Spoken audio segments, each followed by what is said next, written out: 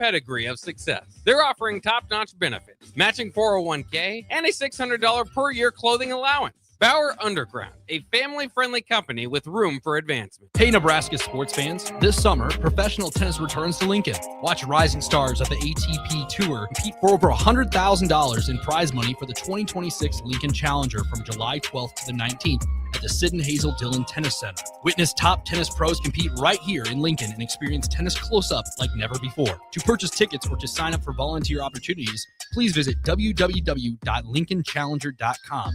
Not just a stop, a stage. Lincoln Challenger 2026. 93.7 The Ticket. Fox KFXL weather. Brought to you by Bryant Air Conditioning, Heating, Electrical, and Plumbing.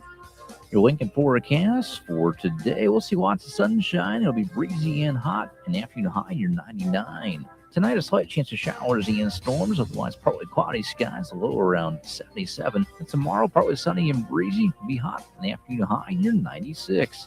I'm meteorologist Kyle Reflector for 93.7 The Ticket and theticketfm.com. In every office, there's two types of people. There are those who bring in bagels and those who eat the bagels that someone else brought in. Everybody likes the first person.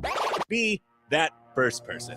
Weekday mornings at 7:30, you have a chance to win a business box of bagels from Bagels & Joe. All you have to do is shut up, Sipple. 2 questions for you, 2 for Sip. Win, and the bagels are yours. Lose, well, you don't want to lose. You lost Monday, you lost Wednesday, you're a loser. Shut up, Sipple. Weekday mornings at 7:30, brought to you by Bagels & Joe. Building a new home can be a challenge. A lot of big choices. With our Remington homes, we have designed 15 different floor plans that appeal to a wide range of people. Bob Benish of Aspen Builders, talking about Remington Homes, which makes the home building process easier. People really enjoy being able to go to our website, which is remingtonlincoln.com, pick a plan, pick a price point, go through and build it yourself. You have a lot of options, whether you want granite, painted trim, wood floors, more stone, all options with our Remington homes. People do not want to be married to their house payment. You're able to get what you really want in a home for a great price with very limited stress. And that's what Remington homes are all about. Home building is easier with a Remington home from Aspen Builders at 423-6811. Online at remingtonlincoln.com. remingtonlincoln.com. When something breaks, you want someone you can trust to fix it right. Empire Repair is now open in Waverly and ready to serve our community with reliable auto repair and maintenance. From routine service to bigger repairs, our team is here to keep you on the road. Stop by Empire Repair in Waverly or call 402-786-2224 to schedule your service today. Empire Repair, proud to serve Waverly. This is Lincoln's home for sports talk on the FM dial. Also online at theticketfm.com. On the internet, KNTK FM Firth, 93.7 The Ticket. Remember your first Salt Dogs game? Maybe it was a class trip out on the berm, or date night with actual fireworks, or team building that didn't feel like work at all. For 25 seasons, Haymarket Park remains Lincoln's place for firsts like these, the kind that last. Because it's more than a baseball game. It's the joy of being here together. These are the traditions that bring us home. So here's to you, Lincoln. Your local tradition plays on. Get your tickets at saltdogs.com. Hi, Kendall Warnock here, owner of A1 Automotive in Seward. We're more than just an automotive repair shop. We're part of this community. Our mission is simple: serve people well, build trust, and provide reliable vehicle repairs at a fair price. From oil changes to diagnostics, major repairs, we're here to help keep your family safe on the road. A1 Automotive, 408 Main Street, Seward, Nebraska. You started your business to build something special. Now it's time to grow and protect it. At Pinnacle Bank, our treasury management services help you do just that. Through smarter payment technology, account administration, and fraud protection. So no matter the size of your business, you can get the most out of your financial operations. Request your free consultation at pinbank.com/consult. Pinnacle Bank, the way banking should be. Member FDIC. Coming at you live from the heart of downtown Lincoln. This is Old School with Foreman and Orman. Old School with Foreman and Orman is sponsored by Graham Tire Company of Lincoln, Nebraska Football Hall of Famer Jay Foreman, Here's Troy Detmer dropping straight back in the pocket. Rifles a pass. It was tipped and picked off by Foreman. He's at the 15, 10, 5. He'll score! Foreman got it, and it's touchdown Huskers. Black Shirts answer the call one more time. And Austin Orman. Hour 1 of Old School is sponsored by Heartland of Nebraska Windows. Old School with Foreman and Orman on 93.7 The Ticket and theticketfm.com. Welcome in. It is a Monday edition of Old School, and without knowing it, I got my co-host fired up. I'm Austin Norman. He's Husker Hall of Famer, 9-year NFL vet, the black shirt, Man, Jay Foreman. Happy Monday, Jay. Jay. Man, thank you. Happy Monday. Happy hot Monday. Old School people, hope everybody had a good weekend grilling. Probably it's never too hot to grill, but you got to be real strategic about grilling right now. But without further ado, everybody on the text line, we want to wish my man Austin Norman a happy birthday. He is 28 years old. I am indeed. 28 years old. Do you know what time you were born? I believe it was 6:30-ish in the evening. Yeah, because that's what I was gonna say. You ain't an early baby. You 6:30. I was 5 days late, and I came at 6:30 in the middle of a tornado. So that's what my parents always told me. So I wanted to ask you. I met your dad and your mom last week. Friday, actually. Shout out, Mom. We were born on the same day. So Mom's birthday today, too. Happy birthday, Oh, yeah. Mom. Happy birthday to your mom. We won't ask her age because we're not supposed to do Correct. that. Yeah. I just want to, before we get into your age today. Yep. Which one of your parents taught you the Obi-Wan Kenobi? Because somebody else told me that when they listened to you, they were like, yeah, Austin ask you some questions and lead you down the path that he wants you to go to. So I want to know, is it your dad or your mom? Yes, it's both, right? I'm a product of my environment. Both of them were avid Star Wars watchers with us. We were big Star Wars Lego people growing up. I like all the movies, all that stuff. So yes, I come by it honestly. So those references absolutely land with me.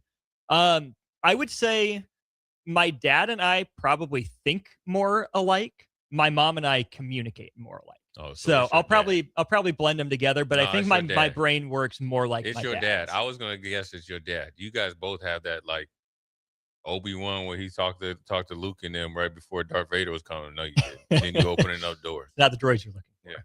Yeah, that's you. I can see you and your pops doing that. But Austin informed me. I thought you was like I kind of knew you were young. Number one, when you told me you're 28. That lets me know I've been out of college for 28 years. And they just had some Instagram post where the top 5 like plays that made the stadium go crazy. And I was on there and, Raph sent it to me or whatever. So that's great. Even one of my daughters was like, dang, Dad, that was pretty cool. I didn't know you was that good. Oh, that's the badge. Well, yeah, but listen, you a little late. You're benefiting off of these hits. But then now it's 28 years. That's a long time ago. Even though I feel it, and I know it's a long time ago, 28, 22 is 50, but you just never feel it. Austin was born in 1998. Bro, realistically, I could be your dad. Yeah. Dang. You could, hypothetically. Yeah, realistically, I mean, numbers-wise, I could be your dad. Numbers wise, yeah. Yeah. I don't fit the other bloodline categories. But mathematically. Mathematically. Math could be math. Yeah. Genetically, not happening.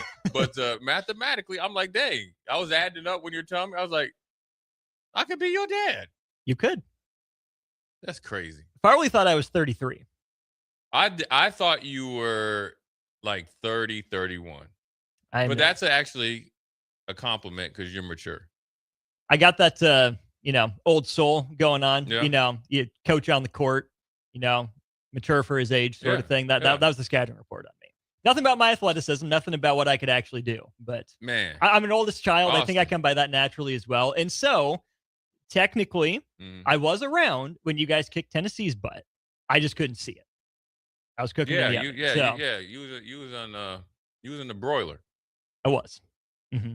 So technically, I was alive for it, but not conscious. So that's how old I am. Man, that's crazy. And my brothers, who were born in 2001 and 2004, will tell you that I got essentially just one foot in the grave. Like my birth year starts with a 19, and so my opinion is basically invalid. I'm basically Unc status to my brothers. There's 3 years between us. Yeah, I still can't believe you're 28, man. I still can't believe. 2 kids, too, right? Yep, 2 of them. Young, hey, little youngster though. The youngest is all you. Oh yeah. Yeah. We as soon as he was born and started growing his face a little bit, the number of comments we got, oh yeah, Beckett, our oldest, oh, he's so cute, we love him. This one definitely looks more like you. Yeah, Beckett got Olivia's genes. Coop does look like me. And so they're both mine, but I'm glad one of them at least like, hey, you had to even he's awesome. You had to even the score. No questions now. Right? We're good. Yeah. We stepped up a little bit. But dang, 28 years old, man. Happy birthday, man. 4 tutties. Yeah. So you've been here. You came here when you were what? Would have been, so January will be 4 years of working here. So yeah, 3.5 years now. 24 and a half, 25. Yeah. Dang. It's not dang that it's your birthday. Dang. I'm 28 years older than you. And I was like, dang, if I could have had a 28-year-old kid. Could have. Not that I care that much, but it is kind of it's weird though, because bloodline. Where you at, bloodline? Oh man. We celebrated my wife, her birthday's in April. It's the 26th. And so we were able to celebrate her golden birthday a couple of years ago, but not that I make a big deal about that, but it's always a big deal like as a kid. Oh, you're born on the 7th. Here's a golden 7th birthday, or late elementary school. Here's something cool for you to celebrate. I gotta wait till I'm 29 for a golden birthday. I was born on the 29th. A whole nother year. Got to make it all the way to the end of the month. I don't know, man. But shout out, Mom, for sharing her birthday with me. So really appreciate that. Man. You know who else's birthday it is today, Jay? Your mom's. Well, beyond that. Who's? The guy who's in a bunch of trade rumors right now, Kawhi Leonard. And we will get into that coming up at 4. But so happy birthday to the Claw. You know whose birthday is February 23rd, 1997? I already know the answer to that one. I already know that one. The math is mathing. The math is mathing. Yeah, man. Kawhi Leonard, man. The thing about it, we'll get into it later. Let's just jump into basketball. All right. Nebraska men's basketball press conference. Lot to get to. Do you want to hear from Price Sandfort, Fred Hoiberg, or Leo Curtis first, Jay? Price. All right. Let's Price, see what he's talking about. Price Sandfort. First and foremost, the injury timeline. We heard that Price Sandfort was banged up toward the end of last year. He went into some detail today about what it was like when he found out about the injury, how that affected him. So here's Price Sandfort on the extent of his injury from the end of last season. Yeah, I mean, it was challenging ever since that first Iowa game at Iowa. Was really feeling it there, having a lot of problems running, and knew something was off. So we checked it out right after that game and kind of knew what was going on with it. So we had to, adjust our strategy with practice. I didn't go live with practice for the rest of the season pretty much. Did a little bit towards the end of the year, just trying to get back in the flow a little bit. But yeah, a lot of meds and stuff like that, but definitely switched the strategy. But yeah, our team did a great job of figuring it out and helping me get past the year. And we got to a point where I really wasn't feeling it. So it was great. And then went down to Philly and got it checked out and found out what was the problem. So we're able to fix it from there. That would have been February 17th that Price Sandfort said he first felt that injury, including the road game at Iowa, Penn State, Maryland, at USC and UCLA, Iowa on senior day, the one game in the Big Ten tournament and the 3 NCAA tournament games. So a 10-game stretch, essentially, what would that be, about 30% of the season then that Price Sandfort fought through with I think it was the groin injury, officially is what they diagnosed it as. His stats, though, Jay, he still shot 45% from 3 in 36 and a half minutes per game. Also 90% from the free throw line, 63% from 2. Still pretty good. If that was a hobbled Price Sandfort, we know the sledding got tough with the physicality and whatnot, but to hear him detail, he played the final, really 10 games on that. He wasn't practicing live and he felt like he could barely run at points. I think puts that in some pretty impressive context. I know. I was like, dang, man, he looked pretty good to me, especially when he was lighting them cats up. I mean, he was, the great thing about it, he didn't let his opponents know. And maybe they knew, but I mean, the way he played and the way he was able to play extensive minutes when needed to, played physical, so forth and so on, and it didn't affect his shot. So that means that they, you got to give a shout out to Fred Hoiberg and staff and the medical staff and stuff at having a detailed plan so they can make sure they can get the best out of him. Put him in the best situation. So that lets you know he cares about the players and obviously the team. So that's obviously, and that's who Fred is, but you got to give him credit where credit's due. But yeah, man, that's just part of sports. And obviously, that Iowa game I felt, was definitely personal, in my opinion. Iowa made it that way. Let's be fair. Right. And sure. And you know what? That's a credit to him. And that's the way it's got to be. But he felt, look, he's able to battle through it. And it's probably just a learning process for him. I think one of the biggest things athletes now, and especially in football, now basketball and every sport, actually baseball and everything as well. So, when you compare back like when George Brett and those guys played, is when you get a little banged up, they generally is like, all right, I don't want to play. I don't want to practice. I don't want to try. One of the things I learned when I got here, right, in Nebraska is, and one is talking to older players. Number two, watching Lawrence Phillips go through it. He had a hand issue, like a bad hand issue. And I was, we were practicing against him, and I was to start running back. And, I could have went up and hit him, and then I kind of laid off a little bit. And he grabbed me, and he was yelling at me. He's like, no, I need you to hit me right now so I welcome the pain in the game, and I understand what it feels like. My point is that, sure, if you're injured, you should never try to practice or anything like that. But if you're banged up, not going to put yourself in harm's way in the team, I think if you learn how to play and practice that way, it allows you to do what he did last year, right? And granted, you hate for him not to be, on medicine or pills and stuff like that, but ultimately he has the will to win. He took just under 1/3 of his 3-point attempts in just under a third of the games and got 5% better in a 10-game sample from the previous 25. That's pretty impressive that he was able to play through it. The hurt versus injured discussion, I think, always comes into play. And the fact that he needed surgery tells me it was more than just a pain tolerance little tweak, right? He actually had something a little bit wrong. And so for him in Nebraska to figure out a way to massage it through the end of the year to where he can play that heavy minutes load, where he can, lead by example and not let a little pain get in the way and still perform the way he did, that's commendable. Yeah. Yeah, I mean, you're right that, are you injured or hurt is, what they say, you can't make the club in the tub and all that other stuff. But, look, everybody knew, and, obviously that was when we kind of figured that he was coming back because of, some of those issues, and he wouldn't have been able to perform at the NBA Combine and everything. So I think, and he talked about that. And there's also, you can come back a little bit stronger because of this. Without a doubt. Yeah. Let's do this to wrap up the Price Sandfort injury and then the NBA draft process. We'll do that back to back here. Price Sandfort, was there any discussion about him missing any games during the regular season? Obviously, Mass sat out with the illness, Frager with the ankle. Was there any chance that Price Sandfort was going to sit out any regular season games? Here's his answer. At first, maybe a little bit, but I wasn't going to sit out any games. So I wasn't going to, step out on the team like that, not step out, but I have to take some games off. Definitely wasn't going to do that. So I knew I was going to play through it one way or another, but like I said, did a great job of figuring out what it was and going about the process and how to keep me up to speed, but also get me back in game shape. I thought the words step out were really interesting, and he quickly corrected himself. Then not like that, right? Step out would imply quit, walk away from, leave the job for someone else to do.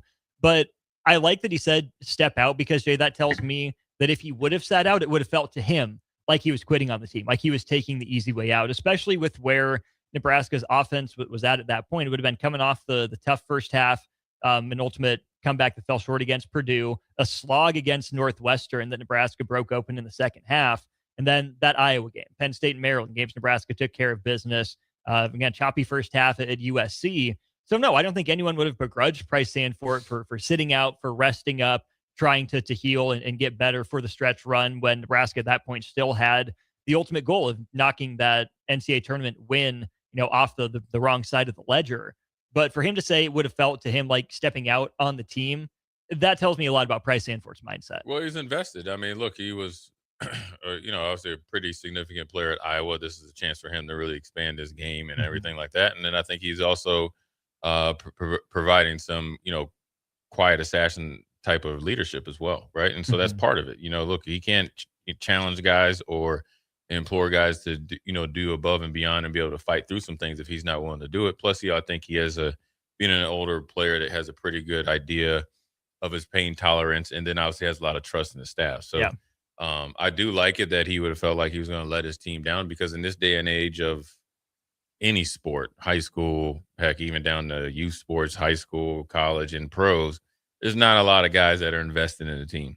And that's probably when we interviewed Coach Nate over at Matt Talbot, and obviously you hear Fred talk about it.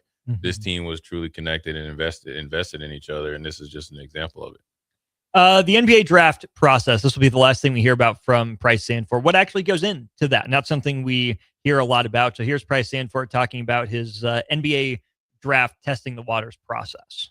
Looked at going to the NBA, sent out a form that you do when you're an undergrad to GMs and teams. Got some feedback. It was going to be second round if I couldn't, obviously improve stock with my surgery I had right after the season. So I wasn't able to do team workouts or anything. It was possible I could have slid in the first round, but, really just, I really wanted to just come back for another year. It was just an amazing year last year, and didn't really want to give it up yet, especially if it was going to be for a second round pick. Obviously flattered and super excited that I got to that point of making a decision. But at the end of the day, this is where I wanted to be. Let's go to his cohort on the wing, Braden Frager. What's the offseason been like for not just the in-state, but the in-city prospect? Fred Hoiberg talked for about a minute on the offseason that Braden Frager has had. Here is what the head coach had to say. His defense was unbelievable today. He had a couple chase down blocks, and that I think is the next progression for Braden, is to get himself as a two-way player. He's very capable of it. What he can do offensively. We don't have a guy like that. He gave us that kind of toughness, swagger player that we needed on a roster last year. But now it's about growing and being consistent. He showed a lot of moments defensively. He's very smart. He knows where to be. He's always in the right spot. Now it's the consistency of it. And he was terrific today. I told him to screw it up, and I'm going to expect it every day out of him. A couple chase down blocks, was in the right spot for some steals. And part of that was because we were making stupid decisions on offense. But, Braden, my point is, he's, I think, taken the challenge of becoming a guy that we can put on the opposing team's best player and running with it. Braden's a two-way player. He's going to get his name called whatever it is on draft night. So, he's just a special talent. And he's shown me a lot so far in the early portion of our workouts. What stood out to you from that answer there, Jay? I think he's, saying that he's made some improvement. And obviously, there's some struggles at times. And in this day and age, nobody really plays defense, but you have to be, sustainable. Look, he was a freshman and a redshirt freshman at that. Doesn't matter. He's still a freshman and not a lot of experience, and longer season for him, and I think he had a redshirt year.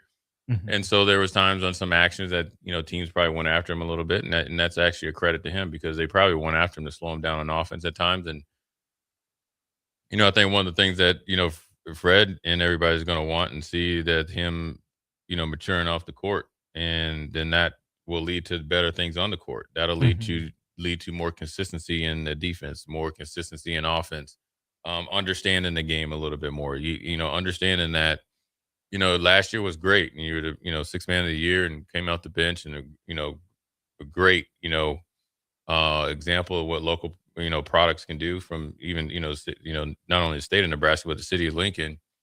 But now you're, like you said, you had a really good day defensively. Now I know you can do it. Now I'm expected all the time. Well, you had a really good year last year. So now everybody's going to expect that all the time. And what that means is that it's not a points thing. It's just like you need to be a factor. We can't have the 18 minutes and you're just up there kind of doing cardio. You got to take the next step to be, trying to catch Price or whatever your goal is to be, a really, really good player. So I like it that, he's trying to step it up. He has to. He's gotten paid, and much is paid, much is expected. I thought it was really interesting that Fred Hoiberg, when he talked about the great defense that Frager played today, went immediately to the chase down blocks, which really stands out to me with Braden Frager because that strikes me as the type of defender that he is and wants to be. Excuse me, because I think last year he got toast a lot on the ball. Teams were hunting him in that way. And if he's improved as an on-ball defender and he still has the hustle, the energy plays in transition, getting back on other teams' fast breaks to make a highlight play. We saw that at times from Frager last year. But if Frager's legitimately good on the ball, and not just, steal chasing, trying to shoot gaps and whatever, but if he can lock down on the ball, pair him with DeGorville, oh boy, that could be fun in terms of what Nebraska can do on the perimeter. If all Braden Frager is better on the ball, not a lockdown guy, because I would tend to defer to DeGorville as the guy that Nebraska would want on whoever, this year's version of, say, Terrence Shannon Jr. is, great. Because I'm not sure how much one can improve, screen navigation or little footwork or influencing in one off season for Frager. It's not just innate. You can certainly teach it. But if Nebraska has two legit on-ball guys when they're going against some of the high-powered backcourts that they're going to see, that's going to go a long way for Nebraska in, yes, playing in their scheme, playing in the system.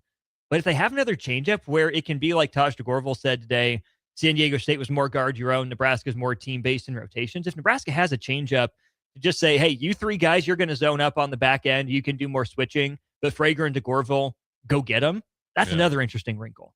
Yeah, I mean, I think he, if Frager, is able to get a little bit better on the ball, I think it opens up a lot of things for the guys that are transitioning into this kind of complex defense if they decide to go that route. Mm-hmm. But then also, I think the better that he is on the ball, the better that Price is off the ball.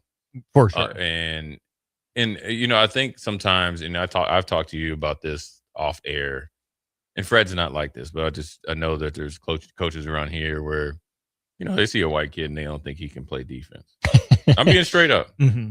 The funny thing is they're white coaches, right? And guess who one of the best defenders on Nebraska's team was last year? Right, exactly. But and who was the second best defender on Nebraska's team? Right, but that's why I look at him like, we're doing this now. Really? So you going bloodline now? You really want to look to grandpa and talking about knees and all that. So I think with him is that I think kids these days, obviously, offense is, I guess, the sexier, fun thing to do, obviously.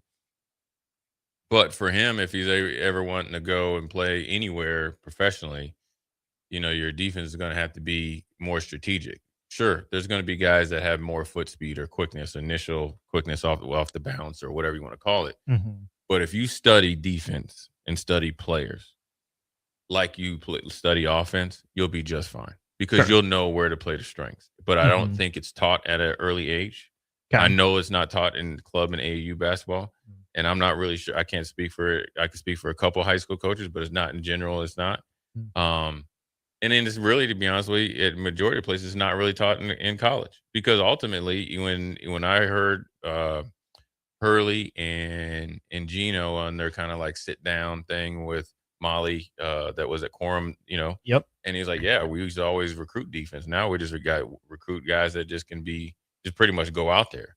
Mm-hmm. So ultimately, he has to understand if he adds that to his game and continues to get better, he'll be fine. Look, Frankie Fiddler, right now, I don't know if he could stop me off the bounce. Okay, or at least a couple years ago, not right now. He played defense well enough for Izzo. Yeah, and so Frager is more than capable. Mm-hmm. But he doesn't have to overextend yourself too. That's why I say you need to be strategic about it and study it because we need you on the court. You have enough size to rebound. You have length to be in the passing lanes. Mm-hmm. You can get active hands and active feet to be better on the ball. Mm-hmm. And if you grow your game to be more of a playmaker, but I don't need you out there playing defense and wild man just to prove the point that hey, look at me, I can play defense. I can play defense. Mm-hmm. You can play defense. It's just look. You don't have to Trevon Diggs it. Look, let me tell you something, man. I keep talking about if Nebraska wanted to get explosive on offensive football, I can tell you exactly how to do it because it's exactly how I was attacked as a young player. But the second and third time I went, year 2 or 3, I didn't get fooled. That's him. He'll get better because he'll see it. Everything was new to him last year. Oh, yeah. Last thing, then, let's hear one from Leo Curtis, the rather tall Icelandic project, who did not need the podium or the stage up to the podium necessarily, but used it nonetheless. Leo Curtis on the team's mentality entering this offseason. Yeah, I think we have maybe even more hunger than last year because of kind of know how the season ended. We wanted to go further. So now we kind of we know what it feels like, and we know what it feels like to like not getting further than we did. So now like we can set higher goals and we got more firepower. I really like that answer from Leo Curtis. Obviously, Jay, a lot of the conversation last year was, can Nebraska get that first tournament win? And now Leo Curtis is saying, having been on both teams, we might even be more driven, having been up to that precipice and still thinking that, oh, wait, we had more in the tank than we thought. Let's see what else is there. I like it because you're getting it. I always talk about for the football team, people always think that, us that are in the 90s are worried about like what about us. It's not actually, I want them to win so they get a taste of that drug. And then Sure. when they get that, you talk about standards, expectations, culture, that'll all take care of itself. It'll go through that locker room like gangbusters. And you're seeing it right now. Mm-hmm. That was cool to get there. Then they're like, oh, we can win. Oh, we probably let that Iowa game go, right? All right, let's get back in the lab so it doesn't happen again to make sure we validate our season. That's pretty good. Good stuff from three players and Nebraska head basketball coach Fred Hoiberg. Hear more from them next week. We should have a couple more opportunities throughout June and into end of June, obviously into the month of July in a couple days. He's Jay Foreman. I'm Austin Norman. We'll keep it in Husker land, but talk some Husker football recruiting with Brian Munson of Husker Online after this. You're listening to Old School with Jay Foreman and Austin Orman. Download the mobile app and listen wherever you are on 93.7 The Ticket and theticketfm.com. When something breaks, you want someone you can trust to fix it right. Empire Repair is now open in Waverly and ready to serve our community with reliable auto repair and maintenance. From routine service to bigger repairs, our team is here to keep you on the road. Stop by Empire Repair in Waverly or call 402-786-2224 to schedule your service today. Empire Repair, proud to serve Waverly. Bauer Underground has been serving local contractors and utility contractors all across the state since 1997. When you see the black and white trucks, you know that the best workers in the business have arrived. Bauer is currently looking for equipment operators, laborers, diesel mechanics, and aerial linemen. Join the brotherhood built upon hard work, authentic people, and a pedigree of success. They're offering top-notch benefits, matching 401k, and a $600 per year clothing allowance. Bauer Underground, a family-friendly company with room for advancement.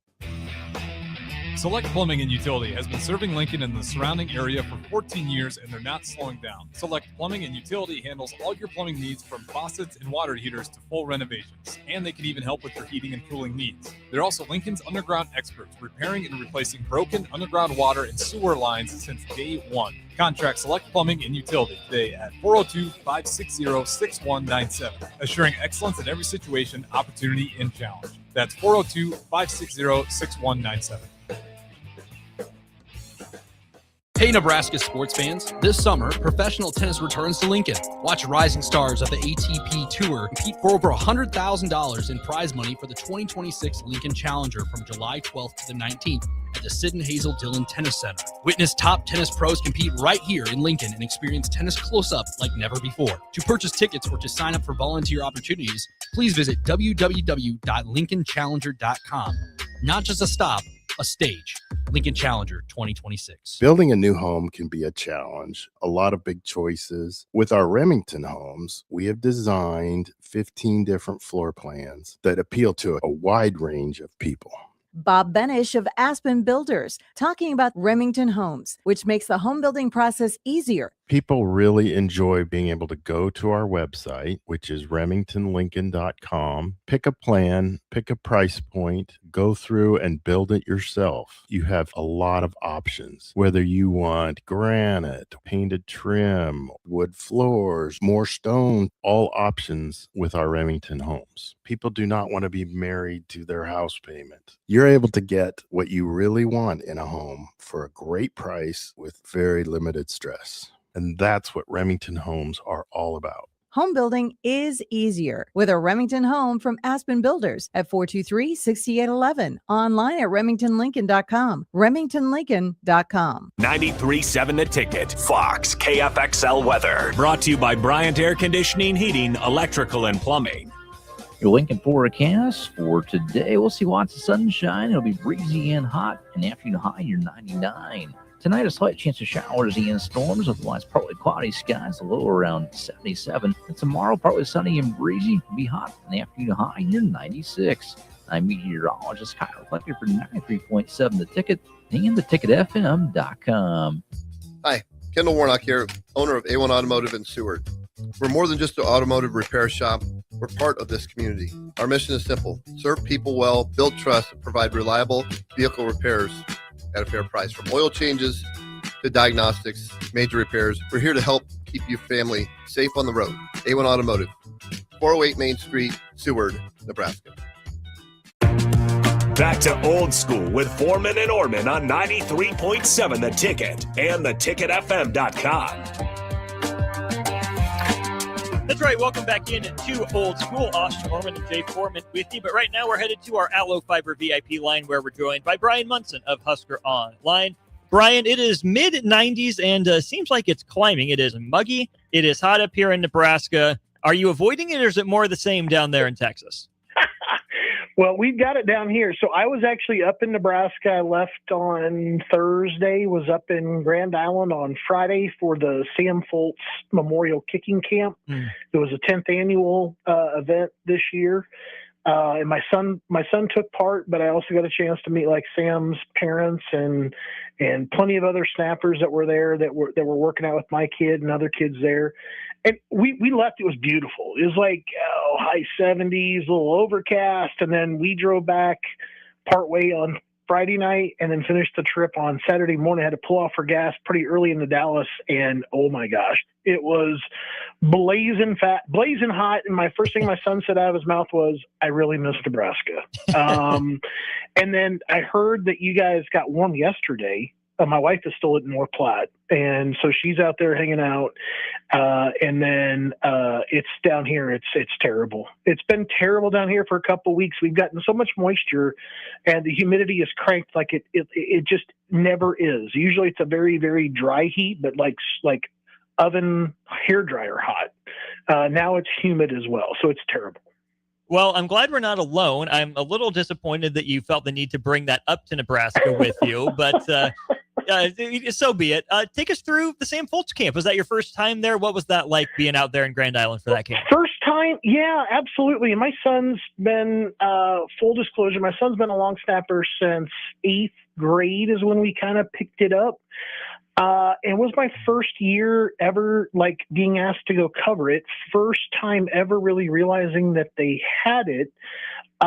We obviously go through Cole's Kicking Camp ourselves. It's kind of a rating system and a development site system through Jamie Cole, who's kind of like an industry standard, well-known figure, works out, private consultant with many NFL players, actually consults with the Miami Dolphins still. But we were out there with Jamie, and my son went out there just for a nice 4-hour kind of training session. Actually worked out really, really well. So there is actually a 5-star snap. There's a 5-star snapper last year in state that we talked about, Sam Dolphin. Yep. And then there's another 5-star snapper out of the state this year. His name is Javis Underwood, and he is from Oshkosh, Nebraska. Wake Forest went into Oshkosh, Nebraska, and found themselves a 5-star long snapper. And great kid, had an awesome time talking to him. Got a chance to work with the Nebraska snappers, Jack Wills, Case and Ganna, 2 guys that we've already known for a while. And then watched Thomas Morstead, who's like 40 years old and still in an unbelievable shape, just killing punts like 60 yards. Just absolutely incredible to watch him kick the ball. But first time ever doing that, really, really a great cause. I encourage everybody to go on there and find the Sam Foltz Foundation. Heard some amazing stories, which I'll share in Tunnel Talk on Friday, but absolutely we'll be back next year just for that training and for the cause. Stay tuned for that article, Tunnel Talk, coming up Husker Online on Friday. Glad you made it. Glad you made it back. Obviously, it's the end of June, and the weather might be heating up. Recruiting, is it still heating up for Nebraska? Or things at the tail end, especially for the 2027 class? What's the temperature check for Husker football and recruiting right now, Brian? I tell you what, it's actually pretty hot. I mean, July 6th is a big day for Nebraska. You have got essentially your last two uncommitted targets are planning to announce their commitments both on July 6th. You got Bam Whitfield, cornerback, nickel corner from Orlando, the First Academy. And then you have Khalil Taylor, wide receiver that everybody's aware of, that started picking up, I think, a little bit more traction towards Nebraska in the last week. I had some really good sources fill me in on Thursday driving to Nebraska. I think my wife was irritated on me because I think I was on the phone for about 2 hours of that trip, talking to sources about Khalil Taylor. Both these guys are going to announce their commitment on July 6th. I thought on Thursday, things looked pretty good for both recruits.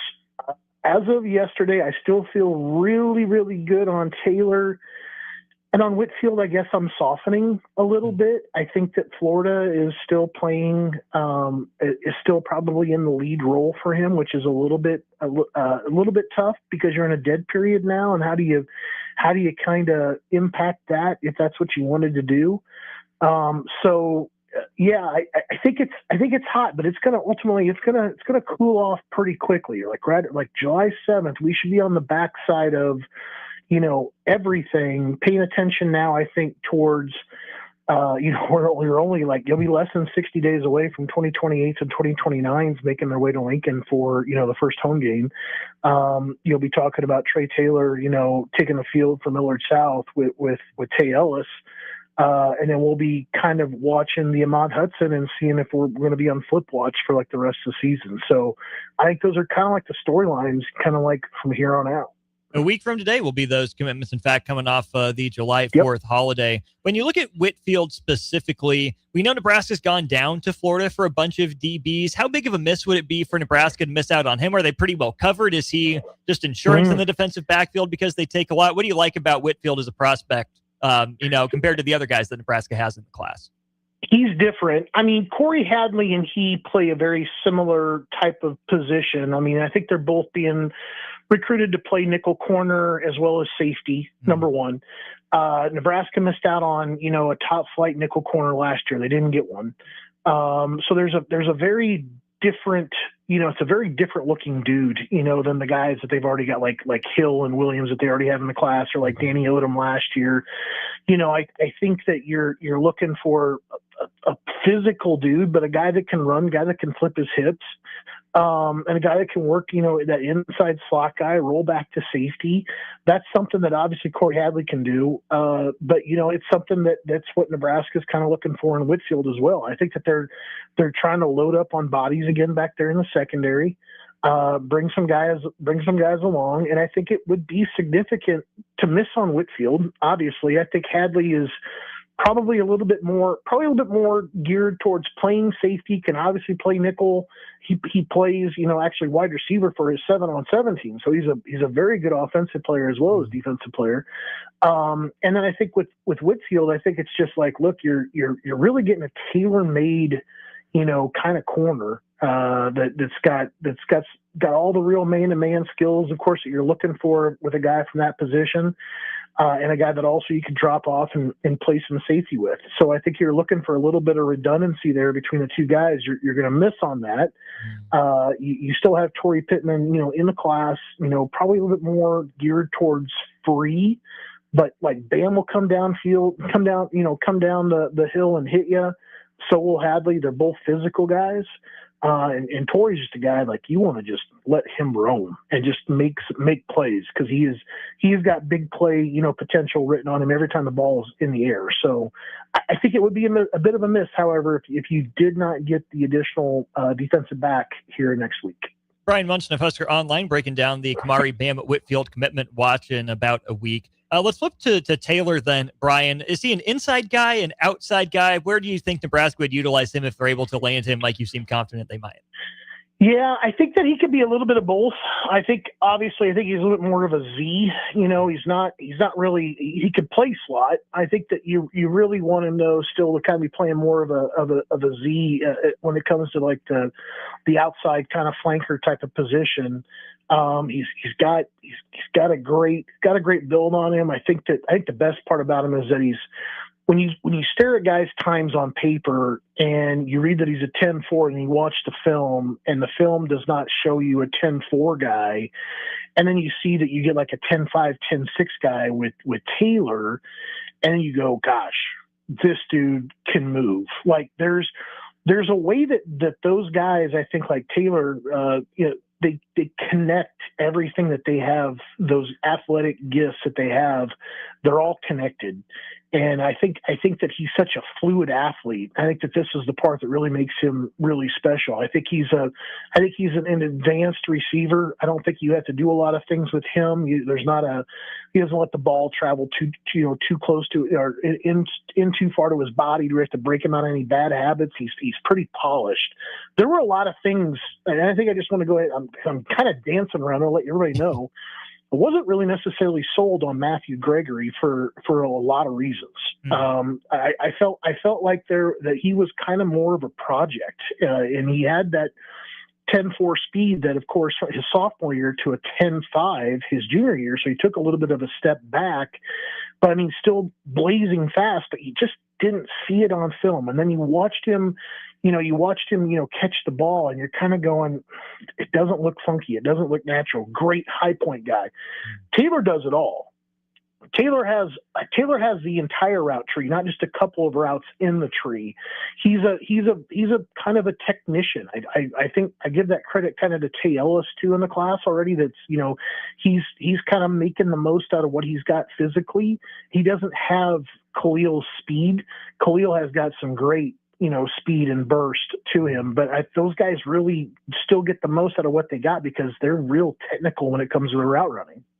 I want to move this conversation to that inside slot position. If Taylor's not going to play there, how do you assess what Nebraska has on the roster in terms of guys that can play a true slot? No, not just guys that Nebraska can make work, but who has Nebraska recruited or landed out of the portal that is, cut out to be a slot by trade, not necessarily molded or worked into one? Yeah, it's a great question. I mean, obviously that's kind of where you had Howard kind of pegged to play because he was, not really didn't have the size, a substantial enough size or frame to him to, despite the fact that we were kind of all off on his weight, he just didn't really have that kind of size that you would see on the outside. I kind of go back to like what I've heard about Holgorsen and what he said before in his words. And I think it comes down to Holgorsen and Shorts kind of being on the same sheet of music, but you can look at slot a couple different ways. You can look at slot like you want to have Ja'Cory Barney there, number one. I mean, I think that he's kind of like greased lightning. He is absolutely just quick and can make things happen, and you want to give him the football in so many different ways that obviously it makes sense to kind of put him there at the slot position because, he can be part of the screen game. He could also find some different ways to kind of work his way through traffic and get downfield. He'll catch the short, he'll catch the intermediate. He works in the running game as well right there. So I think obviously he's very much a slam dunk guy, like when it comes to like figuring out like that he can play there. But, then you start talking about like who else is kind of capable of doing it. I think Larry Miles is a name. Obviously, it's a true freshman that came out of Florida last year, Winter Garden. That's obviously going to figure into that spot a little bit. We didn't hear a whole lot about him, But then I'm going to get back to like my previous point. My previous point was Anderson has said before, I think that he could see a bigger body guy go into the slot. And just, typically, like if you rolled a Bam Whitfield down, well, Bam Whitfield's a 5'11" guy. Mm-hmm. Like let's say that you put a Janaran Bonner there, all of a sudden, and you got kind of a bigger body dude or a Quasi Gilmer, where you can work him out of the slot because he's quick, he's got a big body. You put an advantage on the slot by going the other way that you're not going to go, quick on quick, but like slightly smaller guys across the field, but you're going to go a little different looking dude and say, physically, I'm going to go out there, I'm going to beat the nickel that you're going to roll down and put across from Bonner, from Carter Nelson. That's another name that I think people could go ahead and say, like, okay, that's a way for him to kind of get the ball. Keelan Smith, Quinn Clark. I think there's a lot of guys that you can work out of that spot and really just let him kind of go to work on a nickel. It's not something that's far-fetched. It's something that Holgerson has kind of talked about, and I think it's just going to depend on personnel, like defensive personnel in particular, of who they decide they're going to put over the top of that nickel spot. I really like that answer. That does clear up quite a bit. I've had some conversations with a coworker specifically on the Ja'Cory Barney factor, and I think in theory that's all right. But Brian, I haven't seen a Ja'Cory Barney Jr. that breaks a bunch of tackles, and that seems to me like a bit of a prerequisite for a guy in the slot. And I know size-wise it makes sense, but Nebraska, and obviously you have more outside guys than inside guys at receiver, but it seems to me like there's an avenue for Ja'Cory Barney Jr. to move outside and be the best version of himself in the Deshaun Jackson or Steve Smith mold. I know those guys moved all the way around the field. You have to know all the positions and whatnot, but I'm not seeing, even like a Jordan Westerkamp type that could sit, in the middle and be a quarterback's best friend there. And I like the idea of Ja'Cory Barney in theory, but right now I think we've seen more Ja'Cory Barney's speed, almost vertical, more so than we've seen it horizontal, which is kind of the impetus for that question. No, I would agree with that. I think that some of that problem with that speed horizontally does potentially come back to maybe not necessarily having that kind of offensive line that maybe you're going to have this year. And I'm really going to be interested in kind of seeing how, particularly when you start doing anything type of, quick reverse in motion kind of stuff with him, like what you can kind of get where you get some guys that can finally get off, get to the second level, get a block, you have a little bit more harmony happening there, chemistry happening amongst the offensive linemen that allow them to kind of go out there and make some of those blocks that I think could really free Ja'Cory up. So I kind of want to wait and see that one out a little bit, but I do agree with you.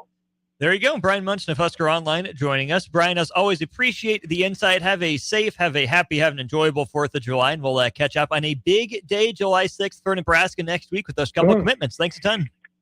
Yep. Be safe, buddy. Absolutely. That's Brian Munson of Husker Online with us on our Allo Fiber VIP line, where Allo Fiber is where they understand the importance of exceptional service with Local Heart, the official internet provider of your Nebraska Cornhuskers. We'll be back to wrap up hour 1 of Old School with a text from our Starter Heyman Jewelers text line after this. Watch Old School live on Facebook, YouTube, or Twitch. Old School with Foreman and Orman on 93.7 The Ticket and theticketfm.com. Need service on your home air conditioner? Call the company Lincoln has counted on since 1952. Bryant Air Conditioning and Heating. No matter what brand you have, when you need service, you want Bryant's experienced pros working for you. Friendly, NATE certified technicians with the tools, training, and technology to restore your comfort quickly. No matter what brand, when you need service, just call Bryant Air Conditioning, Heating, Electrical, and Plumbing. 467-1111. Bryant, whatever it takes. In every office, there's two types of people. There are those who bring in bagels and those who eat the bagels that someone else brought in. Everybody likes the first person. Be that first person. Weekday mornings at 7:30, you have a chance to win a business box of bagels from Bagels & Joe. All you have to do is shut up, Sipple. 2 questions for you, 2 for Sip. Win and the bagels are yours. Lose, well, you don't want to lose. You lost Monday, you lost Wednesday, you're a loser. Shut up, Sipple. Weekday mornings at 7:30, brought to you by Bagels & Joe. You started your business to build something special. Now it's time to grow and protect it. At Pinnacle Bank, our treasury management services help you do just that. Through smarter payment technology, account administration, and fraud protection.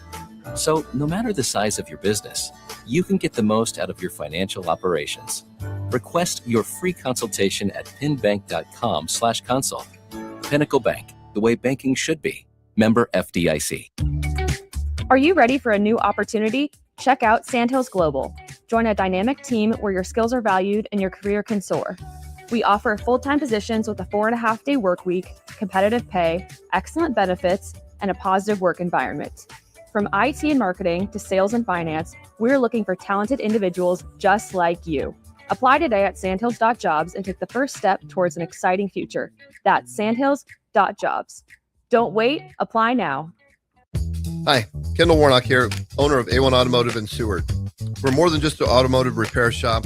We're part of this community. Our mission is simple: serve people well, build trust, and provide reliable vehicle repairs at a fair price. From oil changes to diagnostics, major repairs, we're here to help keep your family safe on the road. A1 Automotive, 408 Main Street, Seward, Nebraska. Need service on your home air conditioner? Call the company Lincoln has counted on since 1952, Bryant Air Conditioning and Heating. No matter what brand you have, when you need service, you want Bryant's experienced pros working for you. Friendly, NATE certified technicians with the tools, training, and technology to restore your comfort quickly. No matter what brand, when you need service, just call Bryant Air Conditioning, Heating, Electrical, and Plumbing, 467-1111. Bryant, whatever it takes. Building a new home can be a challenge, a lot of big choices. With our Remington homes, we have designed 15 different floor plans that appeal to a wide range of people. Bob Benish of Aspen Builders, talking about Remington Homes, which makes the home building process easier. People really enjoy being able to go to our website, which is remingtonlincoln.com, pick a plan, pick a price point, go through and build it yourself. You have a lot of options, whether you want granite, painted trim, wood floors, more stone, all options with our Remington homes. People do not want to be married to their house payment. You're able to get what you really want in a home for a great price with very limited stress. And that's what Remington homes are all about. Home building is easier with a Remington home from Aspen Builders at 423-6811. Online at remingtonlincoln.com. remingtonlincoln.com. Ever look at your house and think, ouch, it's stuck in the past? Or realize that your kitchen needs a new everything? Like thousands of homeowners, you can simply call SprayNet Lincoln. Their patented spray system and paint delivers a flawless factory finish. No mess, done in a day, and cost effective. It looks just like new, including your vinyl. And it's all backed by their 15-year no-peel warranty. SprayNet Lincoln, custom chemistry and smarter painting. Google SprayNet Lincoln or call them now at 402-383-3336 or email ching@spray-net.com. Big box stores are tempting for buying equipment for your high schooler in sports or for yourself in your sports leisures. But buying new is awfully expensive. Why not go somewhere with new and used options? Play It Again Sports has quality, slightly to gently used equipment, and 50% of their inventory is actually new equipment. It's more than baseball, softball, and golf. They also have equipment for disc golf, fitness, hockey, and more. Plus, they're always buying products. Bring your gear that you're done with and get trade money on the spot. Play It Again Sports at 48th and Vine.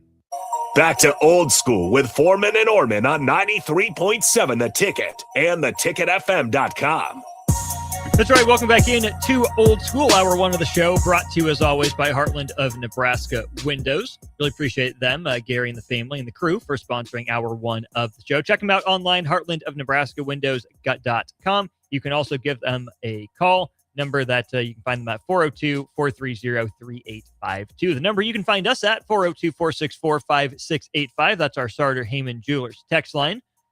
Let's go there, Jay. Husker Biker says, I've not heard much talk about Connor Esigian over the summer. Any update on him and how he may fit into the Fred Hoiberg system this year? Connor Esigian is full go. Price Sanford not doing the live scrimmaging. Connor Esigian is at this point after his ankle injury last year. What's the ideal role for Connor Esigian in what you view the Nebraska lineup as this season? Obviously, 3-point shooting. I think he's a viable piece when healthy. You know, we talked about Frager's defense improving, has his. And can he handle the ball some in a pinch? Not starting, not being your second, secondary ball handler. But when you're in the game, can you do something more than what you've been known to do for the last 3 or 4 years? But I think his role would be anywhere from maybe, I'll just say 6.5 to 8 on the bench. Okay. Obviously there's not a half player, but just kind of, Yeah. depending on the matchups and situation. Mm-hmm. And that's probably where he's at right now. Now, I think he also has, if you need some guys from rest or banged up a little bit, he does have starting experience. I think the biggest thing for him, when he's on the floor, he has to be a threat so they can space the floor correctly. I'd like to hope and think during this time, or obviously previous in the summer, and then obviously through the rest of the summer, that the improvement for him without the ball or crafty around the hoop is like how Casey took another step. You know, he got injured last year, had some time off, probably was in rehab mode. That's where you can get better. Yeah. So I guess 9 is the lowest, but he's definitely going to play. There's a world where he does get played out of the rotation, though, if he hasn't improved. I think that there'll be moments, there'll be spot situations for him. But you talk about, the ball handling. Has that improved? Can he handle in a pinch? I think Nebraska would have to be really far down the options because they brought in Lenhart, likely to be the starting point guard. Oh, yeah. We heard a lot today from Fred Hoiberg and from Price Sanford about Taj DeGorval. They credited his passing along with his defense, right? His vision, his height, his ability to make a skip pass, his ability to get paint touches, which I think differentiates him. Cale Jacobson has had experience handling the ball as well. And they even mentioned Jacob Lanier as the lead guard, is the way that they phrased it. So Season might be 5th in the pecking order in terms of initiators. And I don't think that's necessarily his role. I think he's going to be a backup to Sanford. I think, if Sanford's going to be at the 2 this year, which we'll still see how the lineup shakes out. I think Nebraska has probably 7.5 starting caliber guys that I would feel good about at this point. I think it is going to be really rotational and situationally based, because if Seaton's the same player, he struggles coming back from injury, or he's just the same guy he's been in that he really helps you get through the non-conference, but then comes and goes in Big Ten play, you might not see a bunch of him. And I get why Nebraska kept him around, but they are just so full in that backcourt position, either one of them, even all the way up through the 3, depending on how you want to play it. Because I would guess right now it's Lenhart, Sanford, and Frager at the 1, 2, 3 to start the year. DeGorval, I think, is going to be knocking on the door for a starting role or minutes, depending on if the shooting translates up into volume. Obviously, then you have Cale Jacobson, who can handle the ball, DeGorval, who can handle the ball at the point guard position. They've all been really high on Lanier. And then you get into the Cale Jacobson at the 2, he'll be in there alongside Lenhart or DeGorval, depending on what the situation calls for. And then you're at a siege. I just think if he's still one-dimensional, or even if he's the player we saw against Creighton in the road win, right, where all he is offense, there's going to be a time that Nebraska needs him, but he's going to be essentially Nebraska's version of a pinch hitter, for the basketball team. And that's fine for a guy coming off an injury, having spent this much time in the conference, who could come back after next season for 27-28 as well. I'd like to think there's a role for him, but I could also see Nebraska's other guys stepping up and playing him out of the rotation too. Yeah, I mean, it's his senior year, so it's a big year. There's a lot on the line because he's not. Is he eligible for the 5 for 5? Yeah, because he's in right now. Yeah, so again, there's a lot on the line outside of Nebraska as well. The only 2 guys that would have the option right now are Sanford and Kapke. Okay. So yeah, so for him, I mean, it's a big senior year. He wanted to come back. I think he has a place on the team, but I think the good thing every week is going to be a battle for him, and then also there's going to be weeks that he doesn't play that much, and I think it's going to hopefully be in his favor, just matchups. So you need a little bit more size playing against like Purdue's and all of them. But I think the best thing that he could do is come into camp and really establish himself. Yeah, and all summer as well. Well, yeah, I mean, there's a lot of competition for those spots. Yeah. So Fred Hoiberg said today, like he did last year, the toughest part's going to be figuring out the rotation. Cale Jacobson spent 2.5 years as the 9th man in an 8-man rotation, as the 8th man in a 7th-man rotation. Happens to someone every year. And so we'll see how that shakes out. Like I said, we'll hear more from Nebraska men's basketball over the next couple of weeks. Really appreciate the chance to hear from the head coach and some players. We'll go to break. When we get back, the trade wheels are spinning in the NBA.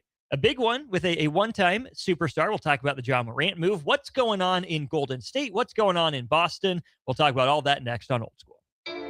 You're listening to Old School with Jay Foreman and Austin Orman. Download the mobile app and listen wherever you are on 93.7 The Ticket and theticketfm.com.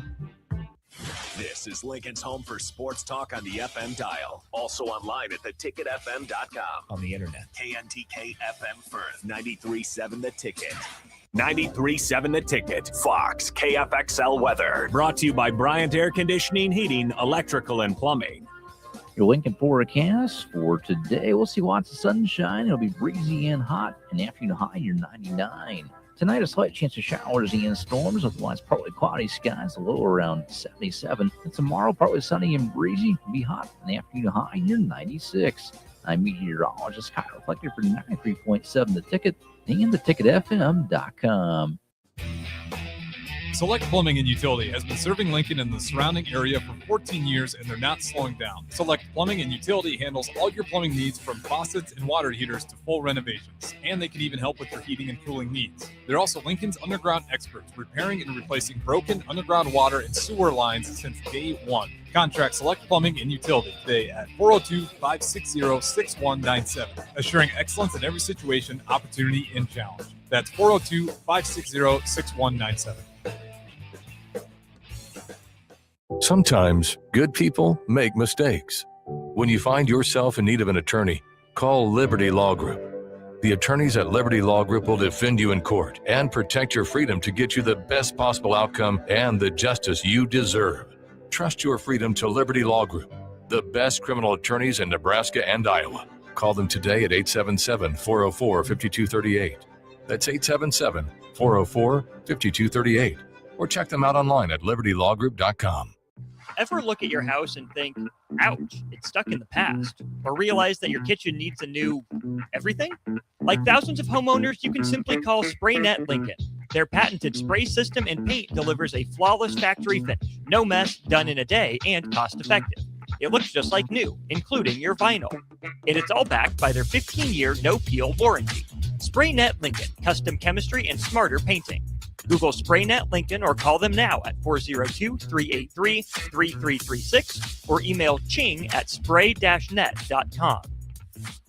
Need service on your home air conditioner? Call the company Lincoln has counted on since 1952, Bryant Air Conditioning and Heating. No matter what brand you have, when you need service, you want Bryant's experienced pros working for you. Friendly, NATE certified technicians with the tools, training, and technology to restore your comfort quickly. No matter what brand, when you need service, just call Bryant Air Conditioning, Heating, Electrical, and Plumbing. 467-1111. Bryant, whatever it takes.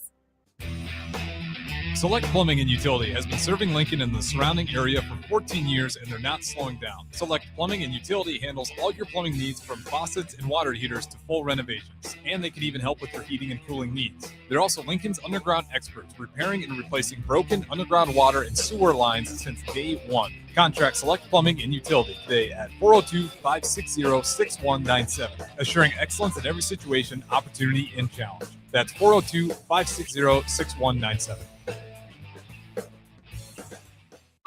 If you're seeking a career with a growing company, Gaina Trucking and Excavating is hiring and looking for additions to their team.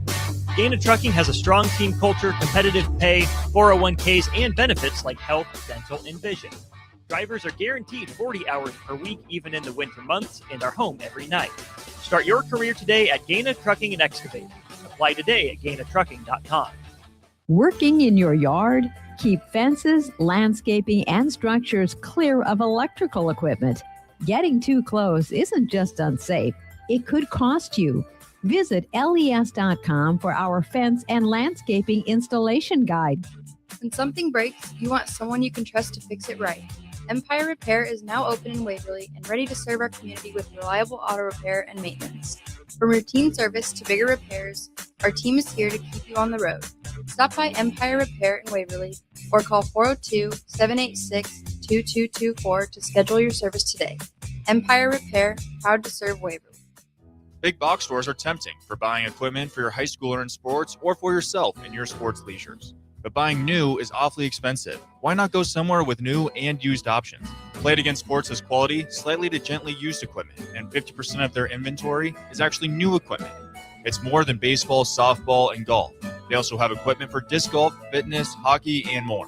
Plus, they're always buying products. Bring your gear that you're done with and get trade money on the spot. Play It Again Sports at 48th and Vine. Get rid of pesky critters once and for all with Bats to Rats. Their expert team is here to help you reclaim your home. No more sleepless nights caused by crawling critters or flapping wings. Bats to Rats ensures a safe environment for every family member. Check the website at batstoRats.com for amazing offers, and if you mention this ad, you'll receive $10 off your initial inspection cost. Call Bats the Rats today at 402-781-8691. That's 402-781-8691. Bats the Rats. Coming at you live from the heart of downtown Lincoln. This is Old School with Foreman and Orman. Nebraska Football Hall of Famer Jay Foreman.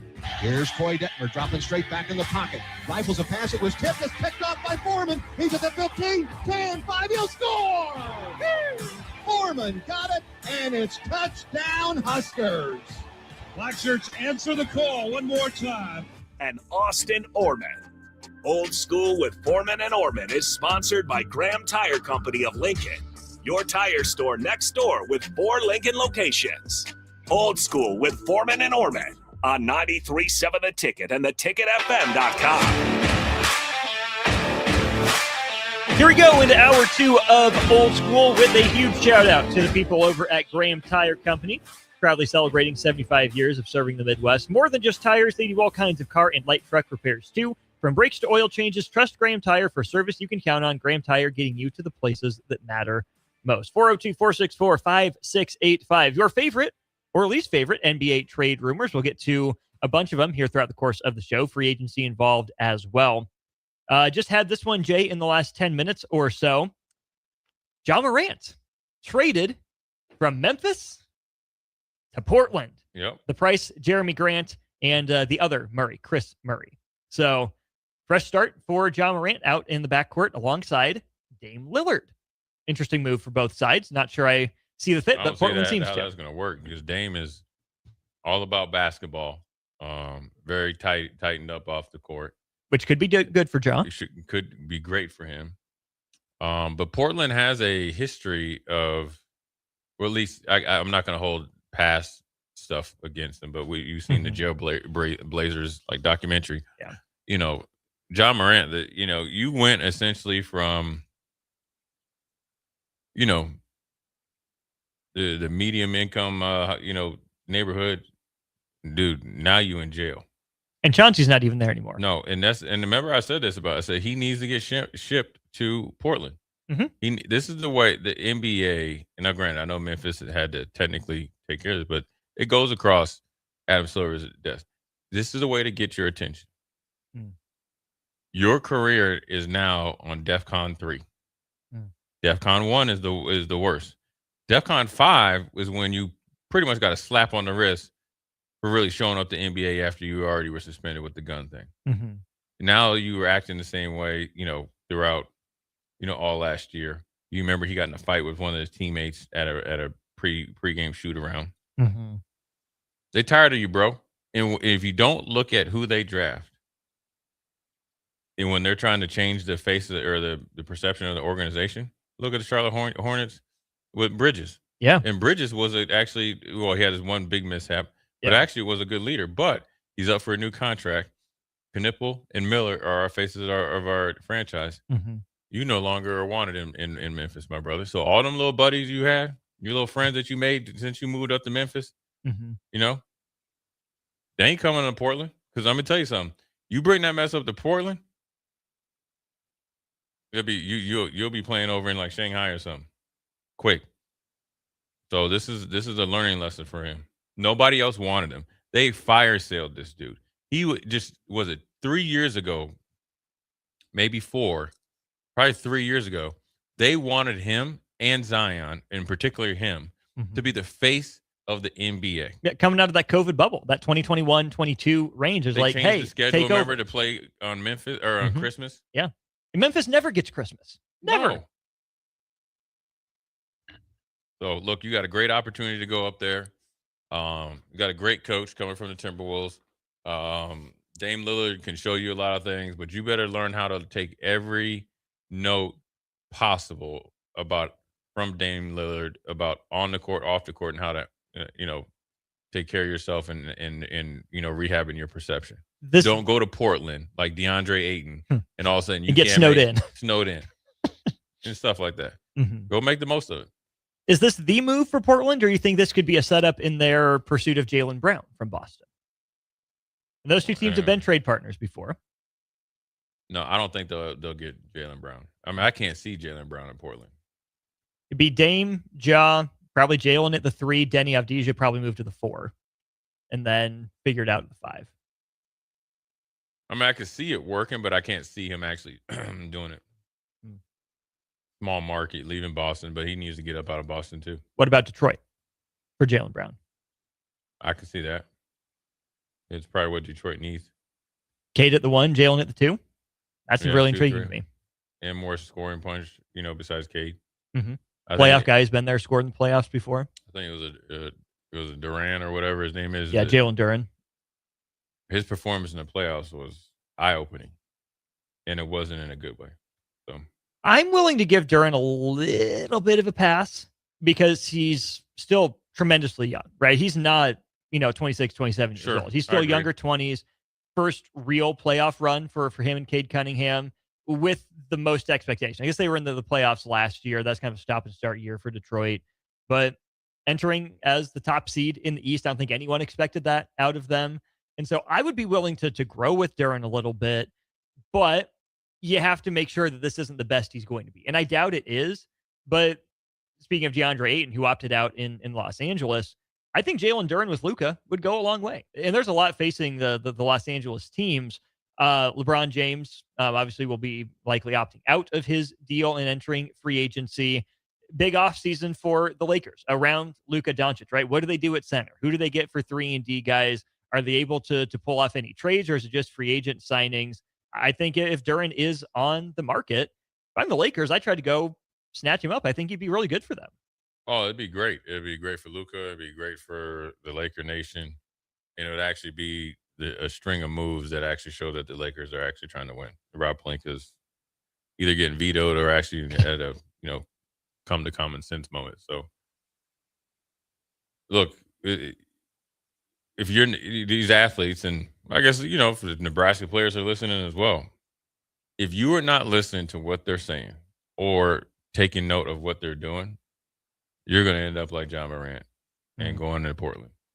Or you're going to be like here and you're never going to play or something like that. Mm-hmm. So I think he's more than a capable player. He's had some off-the-court issues and injuries the last 3 years. He's definitely talented. I think, before he started to really, get in trouble, body breaking down I'm sure part of the reason why his body's breaking down, dude never was in the house. Right. And so now I hope they get the best version of him. That'd be ideal. Now, I think it's less and less likely that Detroit will move Jalen Duran, given that they traded away Isaiah Stewart, who was a big piece of their identity and everything. Stewart ends up going to Memphis, who has a pretty clear vision, I think, for its front line and what they want it to be. It was 3 future seconds is what it took for Memphis to end up landing Isaiah Stewart. So it seems like they're pretty locked in with Jalen Duran. The other name, though, Jay, that has really intrigued me on the Pistons front is they've done some checking in on Kawhi Leonard, as have the Toronto Raptors. And Kawhi has said that he would be at least interested potentially in signing back long-term with Toronto, who is looking to move Brandon Ingram in that deal, keeping RJ Barrett and a host of their other wings. A Kawhi reunion in Toronto would be intriguing. Obviously, having been there, enjoyed his time there, won a ring there. Kawhi alongside Cade Cunningham in Detroit, that'd be so off the wall. I think it could work, though. Yeah, you might be getting going like 60 points a game. I think it could work. I think for Kawhi, it's all a bit about how, the respect he has for the coach and the GM and how they communicate. So I think Detroit's done a really good job with that. So he'd fit in there. I'm not really sure I like him going back to Toronto. I think Toronto was just a pit stop that happened to win a championship. He kind of just used and abused him, and I don't think the blood is all the way back on good terms there with the fan base. Does that matter, though? I mean, with the fan base? Because if Kawhi and his camp are at least signaling they're willing to listen and at least be interested in signing an extension in Toronto, at the time, I can understand why Kawhi wanted to go back home, right? He got shipped up to Toronto after all the fallout, and as toxic as it got in San Antonio, I think that the Raptors, Jay, you can tell me if I'm wrong, are kind of used to being that pit stop franchise, right? I mean, Vince Carter came and went. Chris Bosh came and went. McGrady absolutely came and went on and on down the list. And so as spurned as I think they felt, I think they understood in the moment, Kawhi's a chance to go back home to California, who wouldn't want to team up with Paul George, see if you can, get the Clippers back. And so, yes, I think it's fair to say Kawhi, treated it as a pit stop and maybe used the Raptors a little bit. I also don't think it was his choice to get traded to Toronto. I think he was in his power player era at that point. And I'd like to think he has a better understanding. And even by saying whether it's true or not, that he's offering and willing to sign an extension or at least have those negotiations, I would hope that Raptors fans would be able to say, hey, it is just business. We got a ring out of it, first ring in franchise history. And maybe it didn't seem like it at the time, but he appreciates us enough to at least have the conversation to come back. I wouldn't think there'd be that much bad blood. And it's a pretty good organization. Ujiri's gone to a different front office. Pretty good organization. I mean, I could see why he would listen. I mean, there's a bond there, whether he likes it or not, or whether people want to like it or not. Mm-hmm. When you win a championship, that's forever. That's the history books. And so I could see him going anywhere, and I think Kawhi might want to get back, away from LA and stuff, considering some of the stuff that was going on with the owner and how he was getting paid. So it'll be interesting to see what happens in this free agency and trading, because Jaylen Brown's going to be traded. And he's had his best year. Mm-hmm. And he's always been reliable. I mean, he in the finals, he kind of picked up the slack for Tatum. Yeah. All that's forgotten. Healthy, dependable, 3-level scorer with some defense. And that's the guy you want to get rid of.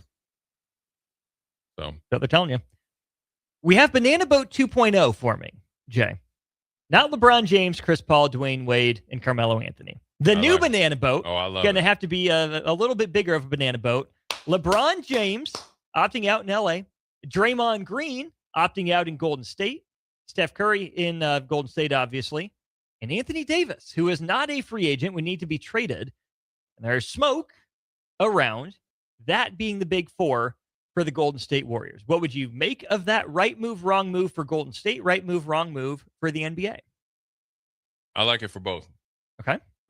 It's the last little dance for LeBron and those guys, and they've always wanted to play together, especially him and Steph. And I really like it for the players. I think they get to, continue to show their control. I like it for the NBA. You got the Spurs, and obviously you got the Knicks. Nobody really, even though the Knicks have won a championship, people don't really think that they have a chance to, run it back. Mm-hmm. Detroit, I think, is a year or two away, considering how they let us down this year. They feel the West Coast is or the Western Conference is up for grabs. You got an ultimate defender when his headspace is right in Draymond. Then you have Anthony Davis that will be playing the 4 and not the 5. And played pretty decent basketball before he got shipped out to, Washington. And then obviously LeBron, and stuff. That's must-see box office. So then Draymond's your starting 5. How does that work? Because you're going Steph, Podziemski, or Moses Moody, probably at the 2, LeBron at the 3, and then AD and Draymond at the 4 and the 5, depending. Yeah, that's what I'm putting my best 5 out there. That's fantastic in 2016. 2026, I'm less convinced. I get why they do it. I think all those guys have earned the right. Well, who's going to come off the bench? Let's Guy Santos. I think the mitten Gary Payton II is still there potentially. No, I'm talking about those 5. So they're starting. I think. Well, then Draymond's got to come off the bench, right? It ain't happening. He's been starting forever. Well, then AD's coming off the bench. Ain't happening. You just traded it for me. Okay, well then LeBron's coming off the bench. Negative Ghost Rider. That pattern's full. It's Steph's franchise. He's not benched. No, Steph, LeBron. I don't AD. think in the year of our Lord 2026 you could possibly start AD and Draymond together. Why not? AD's got range. Draymond's got the smarts. I am not sure AD has that range consistently, especially with that lack of spacing. If you're going to ask AD to be the floor spacer, he's fine when the floor is spaced around him and he can pop out a little bit. I don't think you want Anthony Davis turning into Karl Anthony Towns. Yeah, that's true. That's my I still standpoint. like it if you can stockpile talent, though. It gives you options at the trading deadline, but ultimately, I think that those guys could go.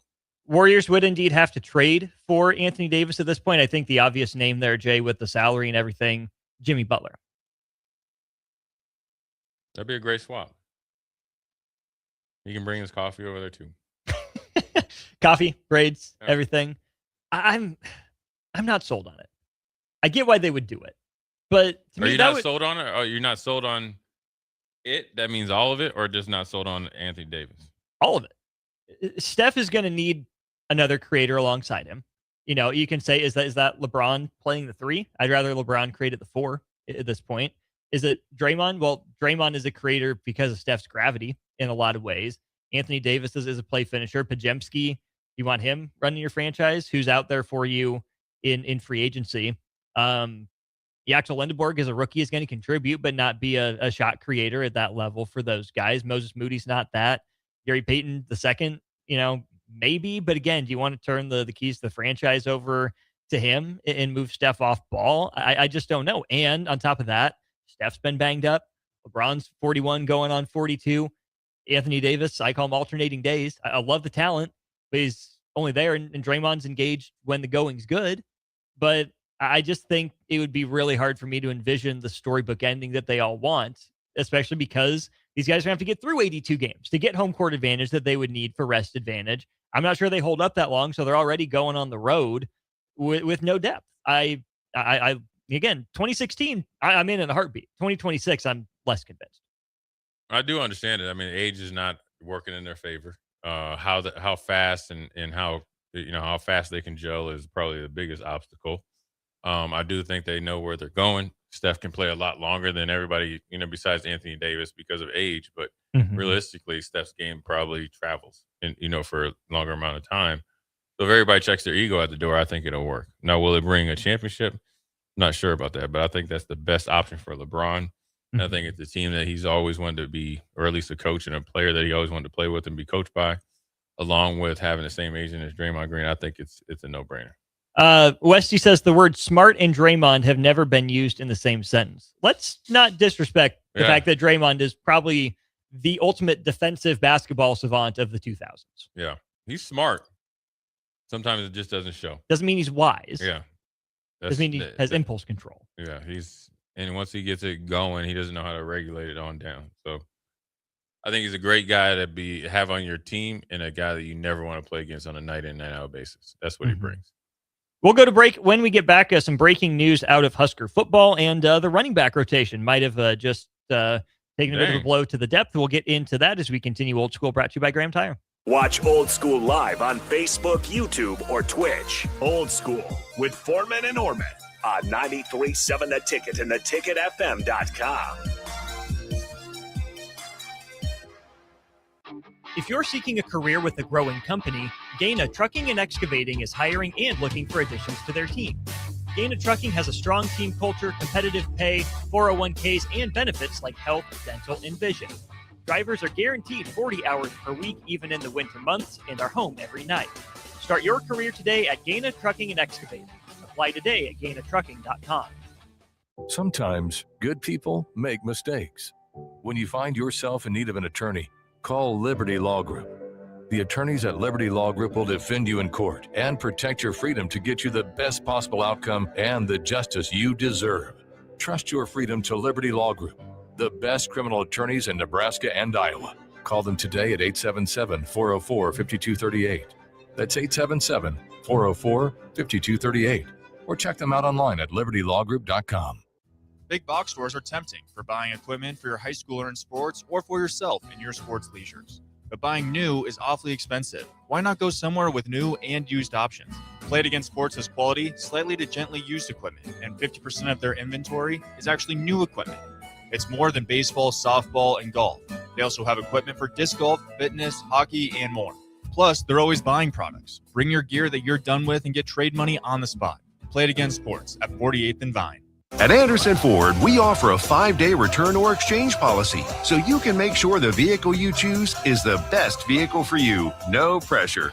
Right now, lease a 2026 Ford F-150 for $198 per month for 36 months. Experience better at Anderson Ford. Stock number 1008623, $198 per month lease for 36 months with approved credit, 7,500 miles per year, 14,000 due at signing. No security deposit required. Tax, title, and license fees extra. Residency restrictions apply. Program subject to change. Must take new retail delivery from Anderson Auto Group by 7/6/26. If you want to make new floor shopping easier, come to O Street Carpet. Hi, I'm Steve Carper. Our flooring professionals can help you choose the best flooring for you, your family, and your budget. We eliminate the confusion. Even better, you'll be enjoying your new flooring much sooner. No 6 or 8 week waits. We'll install right away and save you money on installation. Floor shopping made easy every day at O Street Carpet. O Street Carpet. 1732 O Street. Family owned and operated. Always the best value. When something breaks, you want someone you can trust to fix it right. Empire Repair is now open in Waverly and ready to serve our community with reliable auto repair and maintenance. From routine service to bigger repairs, our team is here to keep you on the road. Stop by Empire Repair in Waverly or call 402-786-2224 to schedule your service today. Empire Repair, proud to serve Waverly. Are you looking for an exciting new way to put your skills to work? Explore new career options in the fintech industry at Currency, a Sandhills Global company. We offer full-time positions in financial sales, compliance, operations, and other fields. We also offer a 4.5-day work week, an attractive benefits package, and opportunities for advancement. Put your motivation to work and grow with us at Currency. Visit gocurrency.com/careers to learn more. Working in your yard? Keep fences, landscaping, and structures clear of electrical equipment. Getting too close isn't just unsafe, it could cost you. Visit les.com for our fence and landscaping installation guide. The law offices of Cotta, Jewson, and Bryant here in Lincoln would like to take this time out to thank our first responders, doctors, nurses, and the healthcare professionals who put their lives in harm's way for our protection. Blood donation centers need people to donate blood. Be a silent hero and give your blood today. It will help accident victims, surgery patients, sick children, and members of our military. This from the law offices of Cotta, Jewson, and Bryant here in Lincoln. Stay united and keep America safe and strong. Back to Old School with Foreman and Orman on 93.7 The Ticket.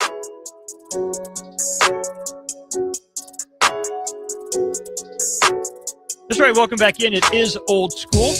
Big thanks to Schwezo Construction for helping sponsor the show. Appreciate them and everything they've done for my family. Really appreciate the Blum family and Schwezo Construction, where safety isn't just a policy, it's a promise. Schwezo is hiring skilled craftsmen, laborers, concrete workers, and steel erectors who value quality work and a team that has your back both on and off the job site. Apply today at Schwezo.com. 40-plus years strong in business. Schwezo Construction. That's 12 years longer than I've been alive, Jay. I can't believe it, man. That math is mathing. The math is mathing. So, shout out Schwezo Construction. Great local company. Really appreciate them. Good news, or news at the very least, for Nebraska. It is not good Nebraska. Another breaking news. So we'll get to the good news, then the bad news. They had a post-game Cole Swindell concert after the North Dakota Ag Day game. So September 19th, a post-game concert at Memorial Stadium. Who? Cole Swindell, country artist. What stood out to me, though, was an Ag Day game. Haven't really seen one of those for Nebraska. So that's interesting. Good for Nebraska on that. The bad news for Nebraska football, and we had a comment on this from GBR 515 about an hour or so ago. We're waiting to see the official reports here. But Jay, Mekhi Nelson arrested for battery down in Florida about 11 o'clock Central Time here today. That's a guy that was certainly in competition to be the starting running back, having played in 12 games last year. Obviously not a good situation. Sounds like there's an altercation of some sort, and maybe not the first, with his girlfriend, who is pregnant right now. So some bad week off news for Nebraska football. Mekhi Nelson arrested for battery in Florida. Yeah, I mean, it's, probably obviously some off time. I'm not sure where he's really originally from. So what'd you talk about on Friday? Which part? With the time off. Yeah, I mean, we said it. Look, time off doesn't mean that you get bored and get into some what. This is when you really need to get busy. And you just never know the whole details. Obviously, with him, being more high profile than the young lady, nothing against her. He's going to be on the AP wire. He's going to be on TMZ Sports, and obviously now he's on our airwaves as well. So I'm sure he's both disappointed and embarrassed, and obviously hopefully feels sorry or sorrow for his actions or whatever actions he actually did have. But ultimately, when you just look at the football side and then look at him and the situation, it's a big, it's not just what was done or whatever happened. There's always three sides of stories: her side, his side, and actually what happened. And you generally never really find out what happened. because it might have been boiling for a month and it kind of blew up today. But when you look at it, though, and everybody's, I've made my fair share of mistakes. I made my fair share of bad decisions, and have regrets and all this other stuff, just like anybody else. So I'm human. So I'm not here putting on my judge hat. But I'm also saying that for him, one of the biggest things that he's going to have to deal with is, the mental fight that he's in, that he embarrassed himself, embarrassed his family, embarrassed, the mother of his children, because they already have one kid together, about to have a second. And, put himself in a harder situation to take hold of that starting position at, running back position. So I know everybody say, well, this isn't the time to think about football. Well, yeah, it is. Because what you do, all the time is what, you're a football player. So sure, he made a mistake, which jeopardizes his ability to play be a football player. How does football and what he did correlate? Okay. So if I'm a coach and I see, okay, nobody, and also a good coach understands nobody's perfect, and they don't know what happened. They just know what they've been told. So let's just think about just any decision. And I talked about, I was talking maybe on the air. I was talking about a former player that was here, and when he would go home, his weight would drop. But then, sure, you got it back up, but they're expecting you to come back at the weight that you left at, and then add on to it and become a player that's more measurable to the NFL standards. So it's no different than him. You've had a good offseason. It sounded like he had a little bit of lead coming out of spring ball. A long time since they had spring ball, and he had a good bowl game. So in the last real game, he kind of, flashed a little bit. And Coach Dana had mentioned him, not by name, but obviously everybody knew who it was when he first got here. And then now you kind of squandered it. So what happens is they think, okay, well, is the moment too big? And you remember, Austin, I was talking about the difference between guys on the practice squad, the things that I've seen, Tom Brady, I've seen it. Some guys are really, really comfortable being on the team. They'll either show you or they'll tell you in so many ways, but they'll definitely show you. In circumstances, for him, it's like he had a great opportunity and he jammed up right now. And then who knows when that, was the rest was, but more importantly, it's here now. Now it's somewhat of a distraction. That's the one thing I'm sure a lot of coaches, and whether it's the weight coach or position coach, head coach, when you go back home or when you're leaving here and you're kind of like outside of our safety net, make sure that you don't cause something to be a distraction moving forward. Because here's what also happens is that everybody is like the judge and jury and executioner right now. So now they're going to look at what the university is going to do, if anything, disciplinary wise, coaches, all this other stuff. And it just becomes a whole ball of wax. Yeah. Because people want to know, people think they know. And then to be honest with you, people should know. Yeah. And a lot of good advice in there for young athletes for how to handle the offseason. When you look at the roster, then, Jay, obviously no decisions have been made as this just broke within the last handful of hours. But Nebraska is not exactly deep at running back, right? No, That's why you're whole such new an world. interesting position, because you had a little bit of experience from Nelson and Mosey last year. Jamal Rule had the headline at the spring game with the 75-yard touchdown run. Quentin Ives is on the roster. And then the only other guy we haven't mentioned then is Connor Booth, the Wahoo product out of Bishop Newman. And don't sleep. He got a little bit of talent. He does. Oh, yeah. One of the all-time leading rushers in Class C. Dude put up absolute numbers over there at Bishop Newman. Good multi-sport athlete as well, obviously focusing on football He's right a good now. baseball player, right? Really good baseball player as well. But Will Bolt. right. You have a couple guys that played running back at times that moved to linebacker in Trent Euler and then Vince Genatone, who Nebraska got as a transfer, I think last year, 2 years ago now. But, would those guys make a late switch to try to provide depth? Probably not. Which then, Jay, I think here we go. He puts the spotlight on Nebraska's decision not to go after a portal running back. You can't foresee anything like this happening. But fact of the matter remains, you had a lot of conversation around Nebraska. Hey, should they take a transfer portal running back? Seems like that room's kind of light, especially on experience and production. They like the potential. Nebraska wrote it out with what it has. Now, it might be its lead candidate for that spot down, depending on how this all shakes out. Yeah, I mean, but I think now I don't know the money situation or who they're actually talking to and who was actually interested in Nebraska. So it has to go Both ways, for sure. I think sometimes people with the NIL just think, okay, you got some money, then you go over, I walk across the street to the bank over here. I come over and then we look on the computer. We call a guy up, say, hey man, we got $500K. When's your flight? You still got to do that, and it's got to be they want to come here. But I will tell you this: if I'm Jamal Rule, if I'm Ives, and I'm Mosey, if I was at home, and I think I'm only saying that they're at home because of him not being in town, this weekend. So I'm assuming, with 4th of July coming up and end of the dead period, there might be a week or two off. Yeah. So if you were at home and you had like kicking it plans for the 3rd and the 4th, or the 2nd, 3rd, and 4th, those are now canceled. This is an opportunity for one of you guys to really make the decision not to get a portal running back. A good decision. Yep. And also, I'd like to think, I think Mekhi Nelson, probably was on his P's and Q's last year.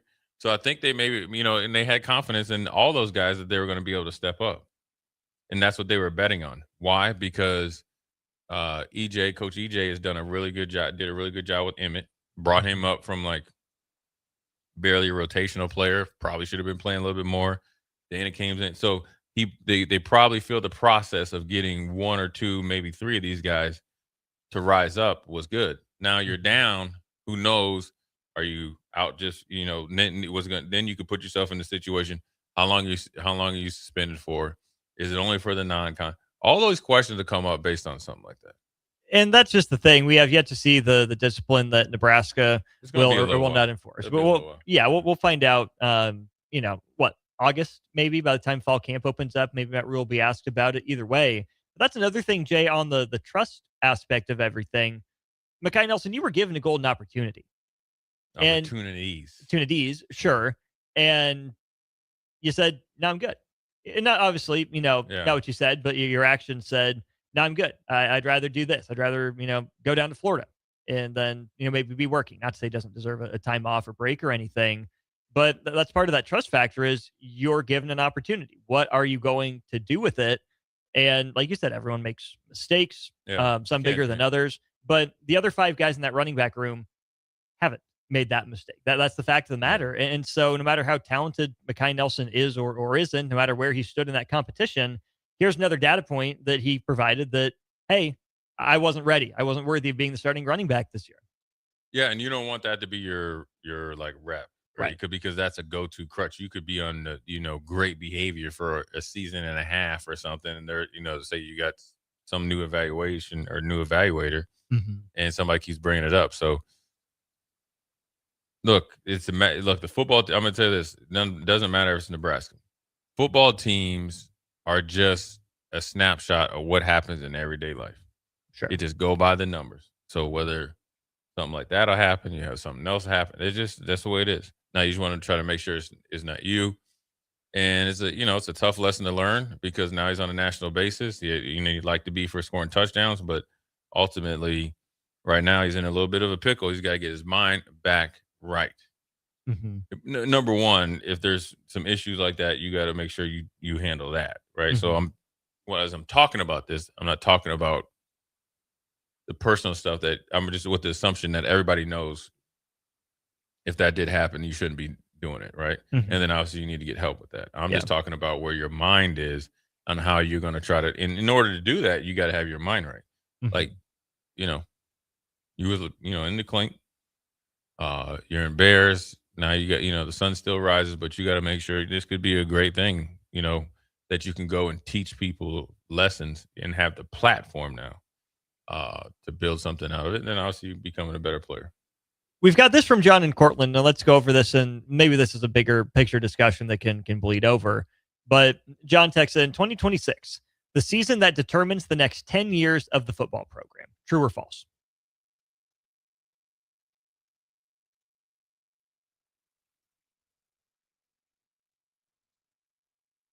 True. Okay. Somewhat. How true? 1 to 7 scale. 4.5. Okay. Determinative, but not final. Because you still have another season.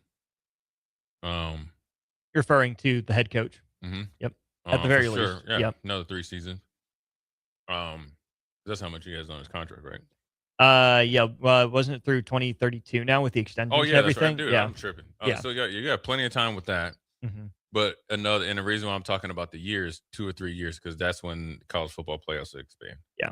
So now, obviously, you want to show improvement until then. Obviously, you want to make it this year. But as you're starting to kind of forecast based on this statement, come that expansion, especially if it goes to 24 teams, you got to be in there. Mm. So that's why I'm at a 4.5. I mean, I don't think it end all be all is, with this. I thought, at times with,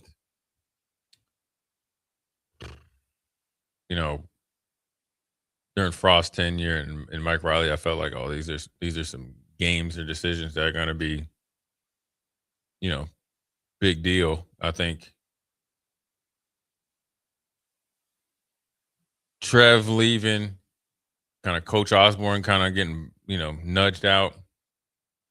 Those are huge. The seasons, I think one of those years, I even said it on your air with Frost, maybe it was his last year that's right, because you had the easiest of the schedule. So yeah. I think that was it. That was a big thing.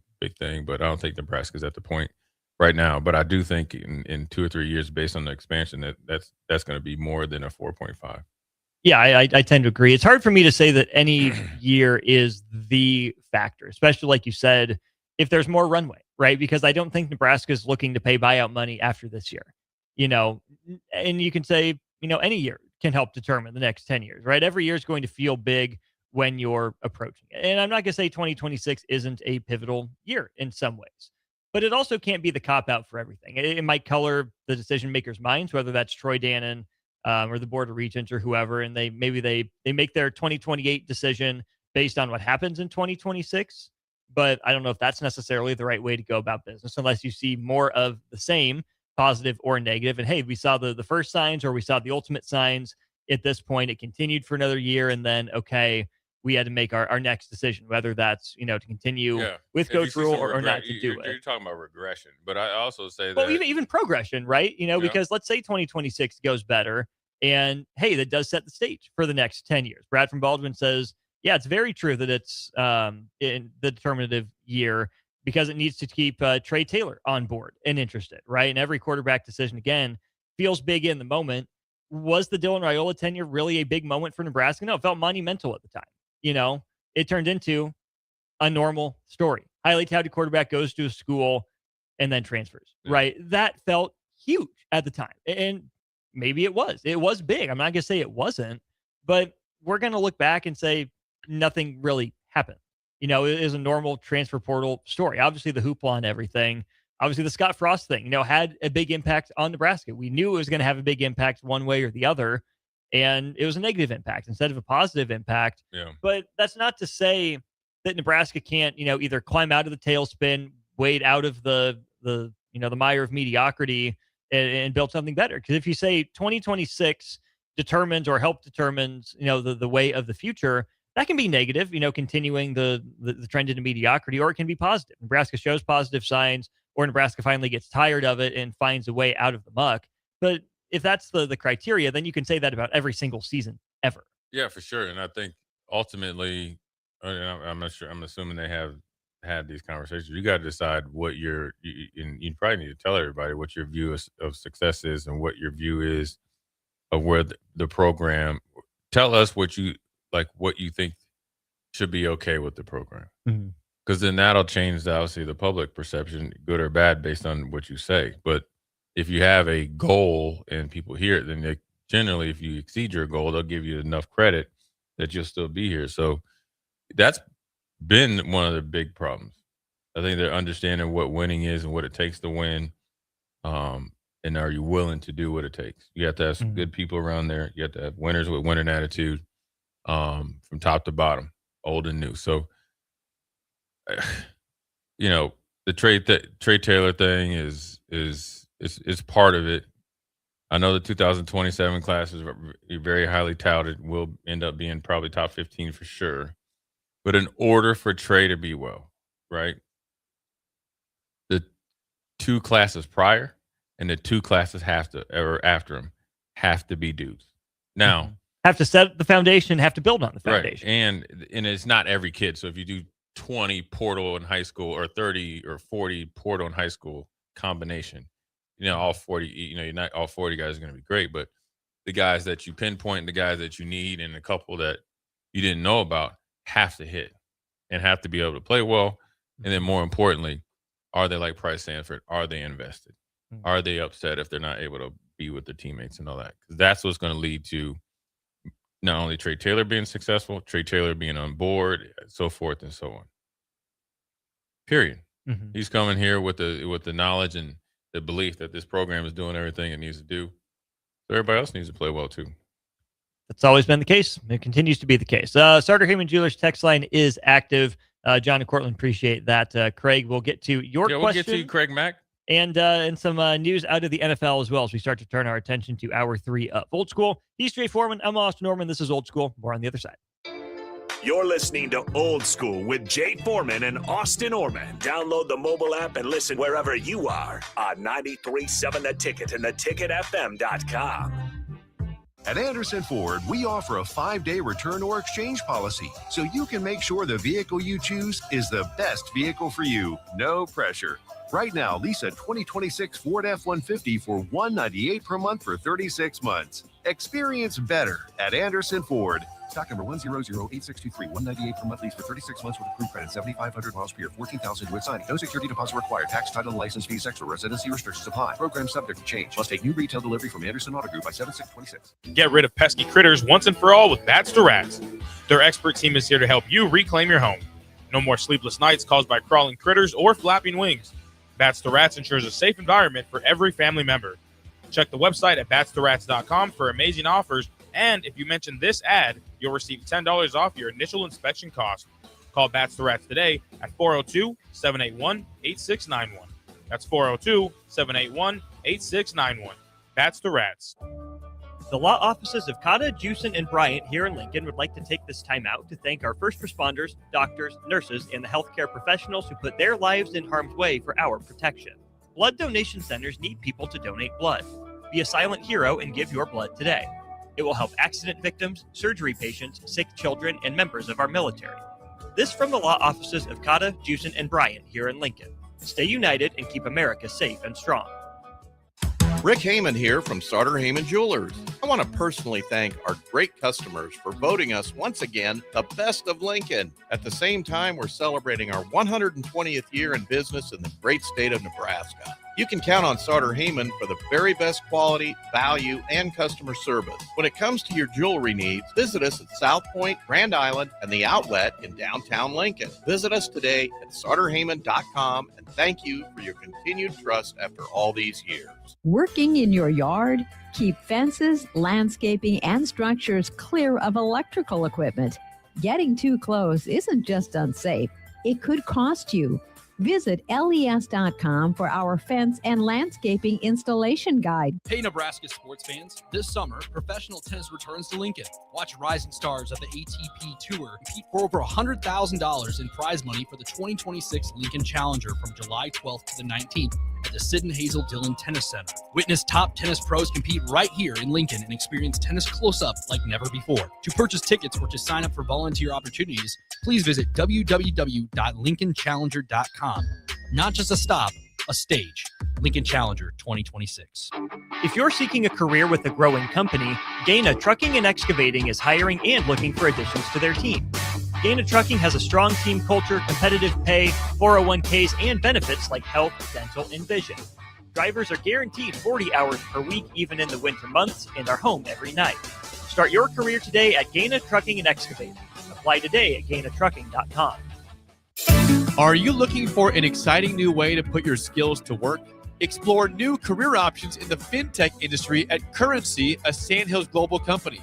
We offer full-time positions in financial sales, compliance, operations, and other fields. We also offer a 4.5-day work week and attractive benefits package and opportunities for advancement. Put your motivation to work and grow with us at Currency. Visit gocurrency.com/careers to learn more. Looking for the right utility tractor for your acreage? Find it at Landmark Implement. Shop our selection of used John Deere compact tractors from 1 through 5 series with the power and versatility to track mowing, yard work, snow removal, and more. For a limited time, get 2.9% financing for 36 months, followed by 6.2 for 24 months with approved credit. We've got the right fit for your property and your budget. Stop by your local Landmark Implement or visit us online at landmarkimp.com today and experience the Landmark difference. If you want to make new floor shopping easier, come to O Street Carpet. Hi, I'm Steve Carper. Our flooring professionals can help you choose the best flooring for you, your family, and your budget. We eliminate the confusion. Even better, you'll be enjoying your new flooring much sooner. No 6 or 8 week waits. We'll install right away and save you money on installation. Floor shopping made easy every day at O Street Carpet. O Street Carpet. 1732 O Street. Family owned and operated. Always the best value. Back to Old School with Foreman and Orman on 93.7 The Ticket.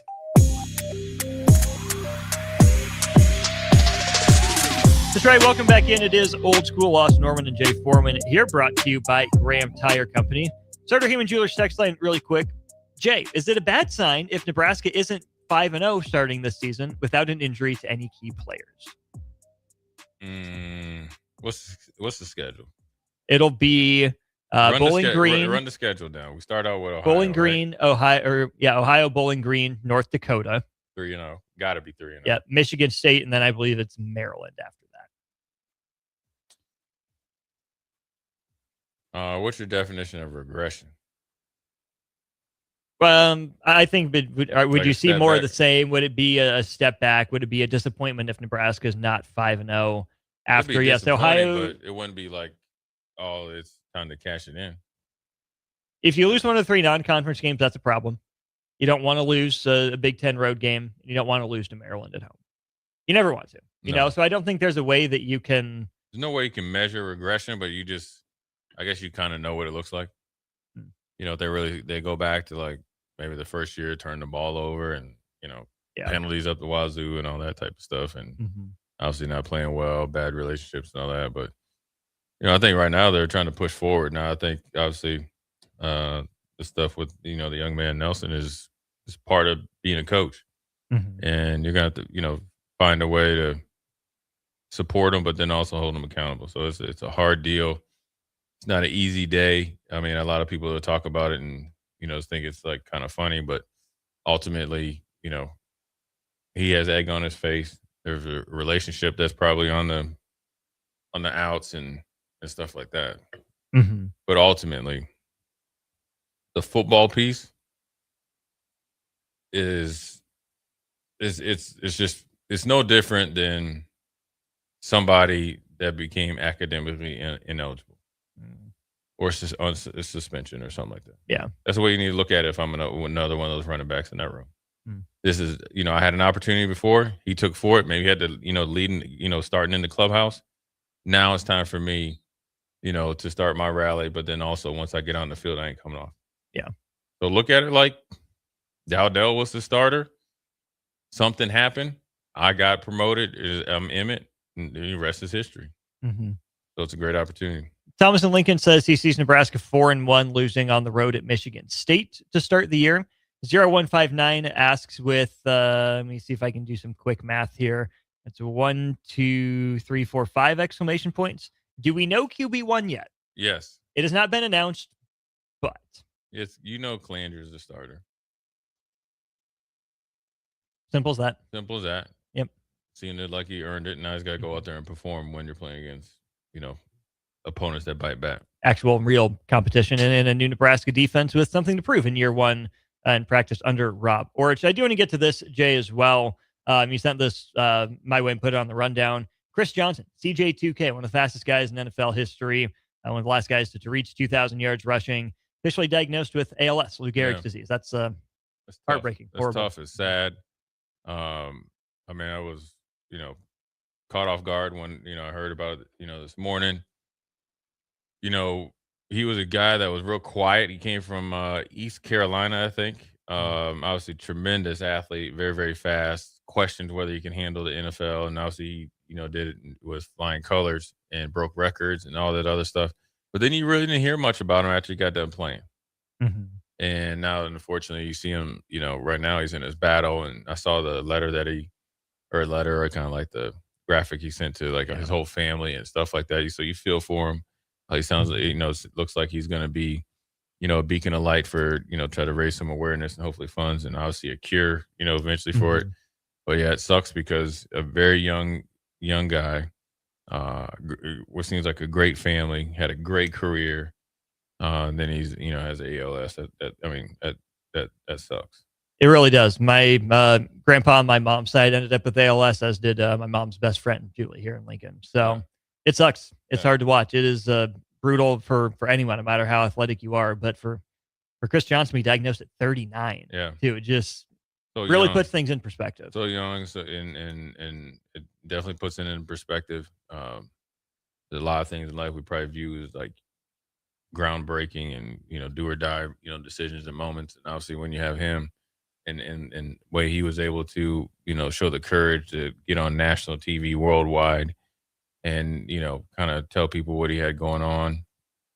You got to tip the cap to him, because sometimes even myself, if I had something going on, I probably wouldn't be out there on Front Street like that. So you got to commend him for that, and obviously say some prayers for him and his family, because it's a battle, and he was a battler. He was a tough dude. It just sucks at 39 years old. That it does. With that, let's head into hour 3 of Old School here on The Ticket. Watch Old School live on Facebook, YouTube, or Twitch. Old School with Foreman and Orman on 93.7 The Ticket and theticketfm.com. Hey, Nebraska sports fans. This summer, professional tennis returns to Lincoln. Watch rising stars of the ATP Tour compete for over $100,000 in prize money for the 2026 Lincoln Challenger from July 12th to the 19th at the Sid and Hazel Dillon Tennis Center. Witness top tennis pros compete right here in Lincoln and experience tennis close-up like never before. To purchase tickets or to sign up for volunteer opportunities, please visit www.lincolnchallenger.com. Not just a stop, a stage. Lincoln Challenger 2026. Are you looking for an exciting new way to put your skills to work? Explore new career options in the fintech industry at Currency, a Sandhills global company. We offer full-time positions in financial sales, compliance, operations, and other fields. We also offer a 4.5-day work week, an attractive benefits package, and opportunities for advancement. Put your motivation to work and grow with us at Currency. Visit gocurrency.com/careers to learn more. At Anderson Ford, we offer a 5-day return or exchange policy, so you can make sure the vehicle you choose is the best vehicle for you. No pressure. Right now, lease a 2026 Ford F-150 for $198 per month for 36 months. Experience better at Anderson Ford. Stock number 1008623, $198 per month lease for 36 months with approved credit, 7,500 miles per year, 14,000 to signing. No security deposit required. Tax, title, license fees extra. Residency restrictions apply. Program subject to change. Must take new retail delivery from Anderson Auto Group by 7/6/26. At Parkview Animal Hospital in Lincoln, it's not just their professional care that sets them apart, but their warm staff and state-of-the-art facilities. Whether it's for a routine checkup or a comprehensive medical procedure, at Parkview, your pet isn't just another number, but a valued member of their caring family. Visit them at pahlincoln.com today and in person just south of 14th and Pine Lake Road. Parkview Animal Hospital, your pet, our passion. For happier, healthier, furry friends. This is Lincoln's home for sports talk on the FM dial. Also online at theticketfm.com. On the internet. KNTK FM Firth, 93.7 The Ticket. Bonsall Pool and Spa is turning 75, and you're getting the presents. Right now, we're counting down to our Big Diamond Anniversary Bash on July 11th with massive weekly doorbuster sales. Stop in every Monday for 75% off your favorite premium BioGuard water care products. Plus, every $75 you spend starting today enters you to win a $7,500 premium in-home sauna. Get your pool ready for summer and start winning today at Bonsall Pool and Spa, 33rd and Nebraska Parkway in Lincoln. Bonsall Pool and Spa, every day made better. If you're seeking a career with a growing company, Gaina Trucking and Excavating is hiring and looking for additions to their team. Gaina Trucking has a strong team culture, competitive pay, 401ks, and benefits like health, dental, and vision. Drivers are guaranteed 40 hours per week, even in the winter months, and are home every night. Start your career today at Gaina Trucking and Excavating. Apply today at GainaTrucking.com. Hi, it's Sean Callahan here with Koppel Chevrolet GMC in Louisville. Koppel is proud to be the highest rated GMC dealer in the Omaha and Lincoln areas based on Google reviews. Right now, get 0% financing for 60 months on new Silverado and Sierra 1500 models. But hurry, the 0% financing offer won't last long. Visit us in Louisville or check us out online at koppelcars.com. 93.7 The Ticket, Fox, KFXL weather. Brought to you by Bryant Air Conditioning, Heating, Electrical, and Plumbing. Your Lincoln forecast for today. We'll see lots of sunshine. It'll be breezy and hot. An afternoon high near 99. Tonight, a slight chance of showers and storms. Otherwise, partly cloudy skies. A low around 77. And tomorrow, partly sunny and breezy. It'll be hot. An afternoon high near 96. I'm meteorologist Kyle Reflector for 93.7 The Ticket and theticketfm.com. If you want to make new floor shopping easier, come to O Street Carpet. Hi, I'm Steve Carper. Our flooring professionals can help you choose the best flooring for you, your family, and your budget. We eliminate the confusion. Even better, you'll be enjoying your new flooring much sooner. No 6 or 8 week waits. We'll install right away and save you money on installation. Floor shopping made easy every day at O Street Carpet. O Street Carpet. 1732 O Street. Family owned and operated. Always the best value. Coming at you live from the heart of downtown Lincoln. This is Old School with Foreman and Orman. Nebraska Football Hall of Famer Jay Foreman. Here's Troy Detmer dropping straight back in the pocket. Rifles a pass. It was tipped. It's picked off by Foreman. He's at the 15, 10, 5. He'll score! Foreman got it, and it's touchdown Huskers.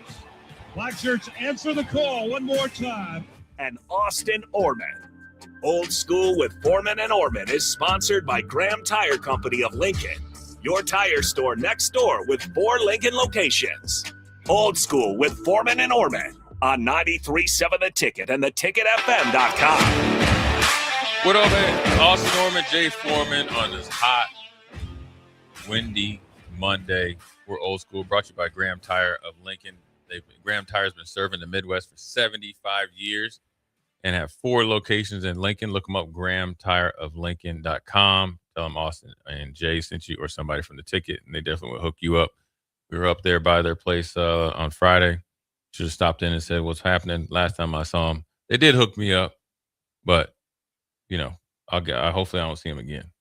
But they will take care of any of your car and truck needs as well. They do such a good job. You won't have to see them again unless you're back for oil changes. Yeah, I can do that as well. So at least that would be our nice little visit. A couple times a year.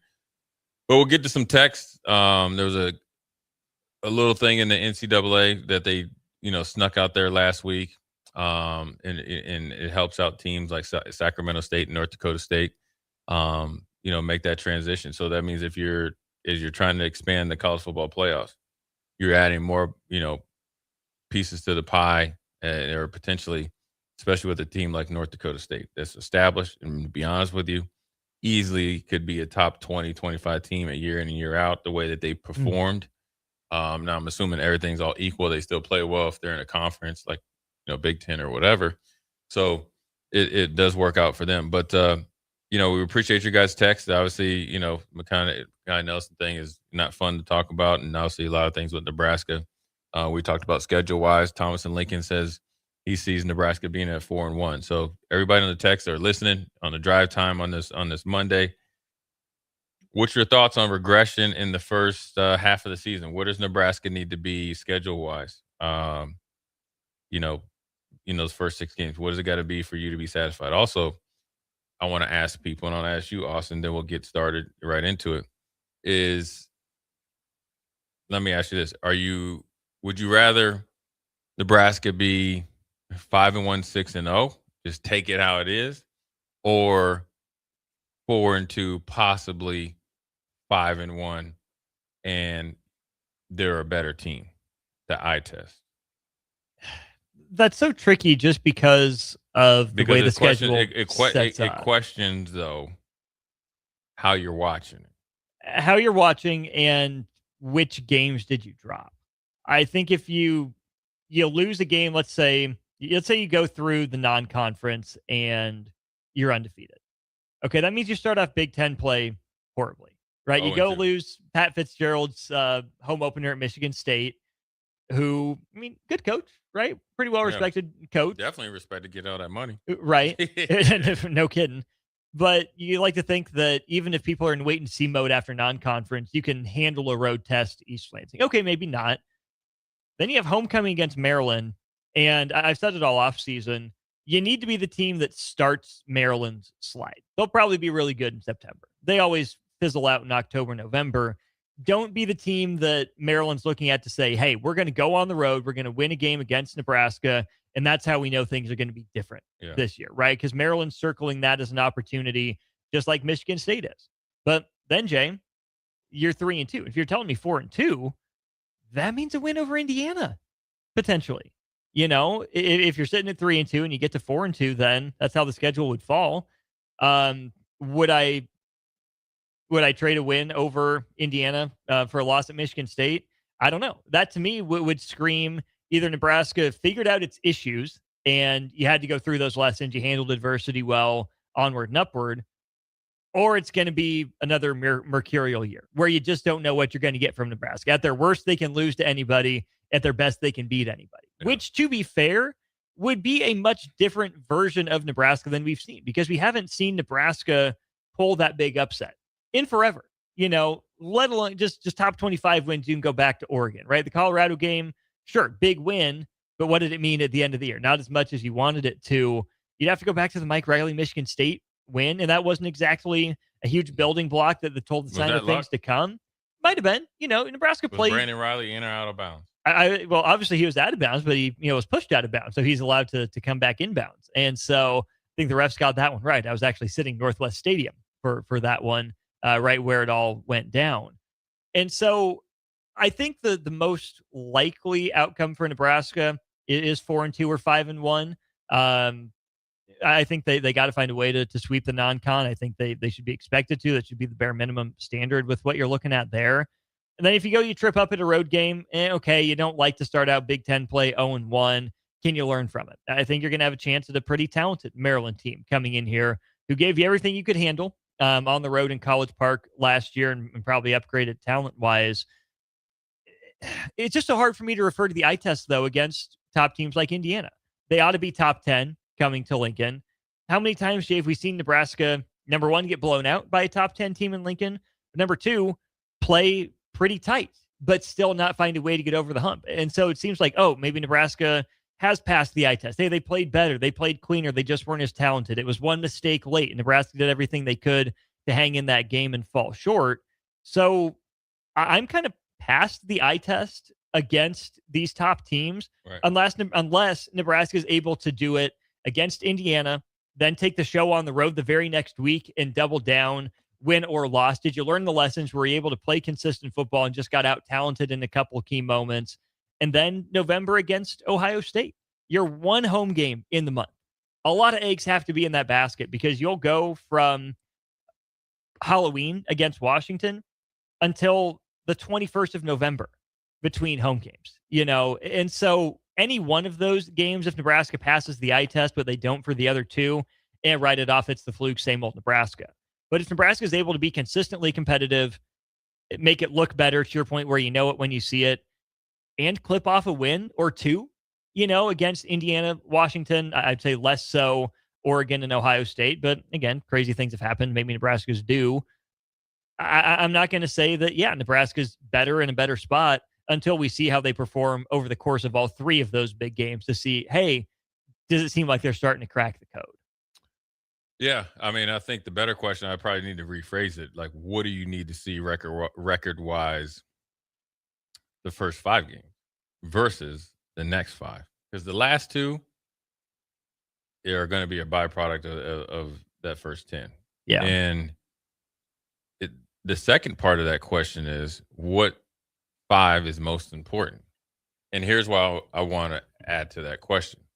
Because if you have the first 5, Ohio, Bowling Green, North Dakota, Michigan State, Maryland, realistically and logically, you could be 5-0.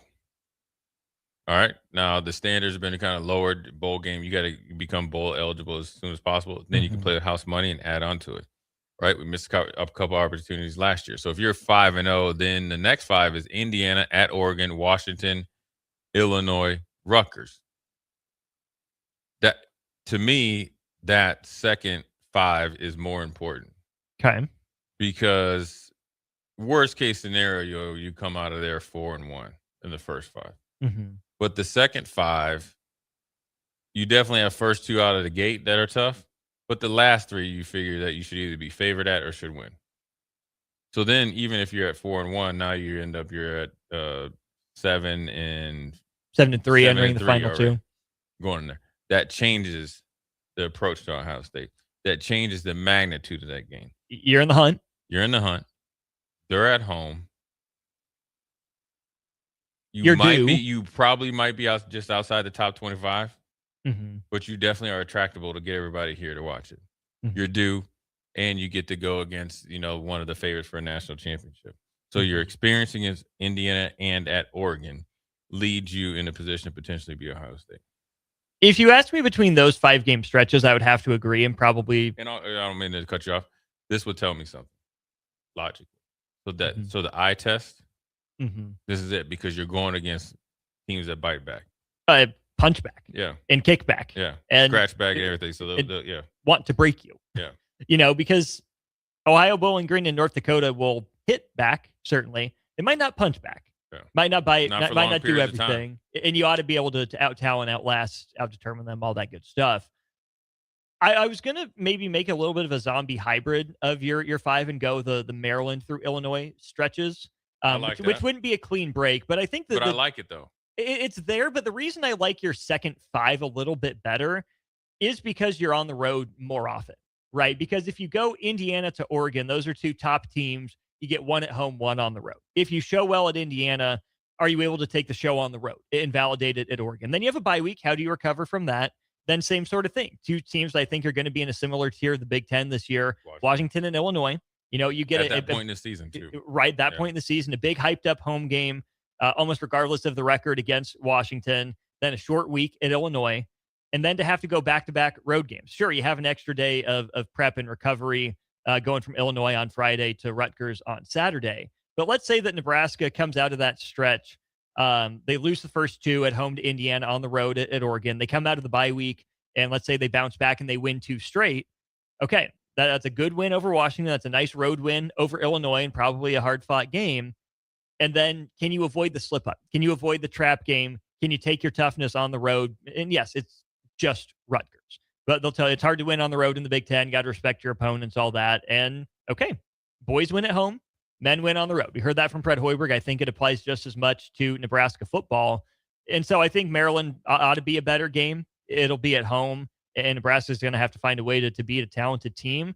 But I think the validation factor, the back-to-back home road, and then finish that stretch on the road leads me to, if Nebraska's 3-2 in that stretch, and especially I think if they can win those final 3, Washington, Illinois, Rutgers, to build up to Ohio State, how good will the vibes be for the team? Not the outside noise, not the conversation, not the chatter.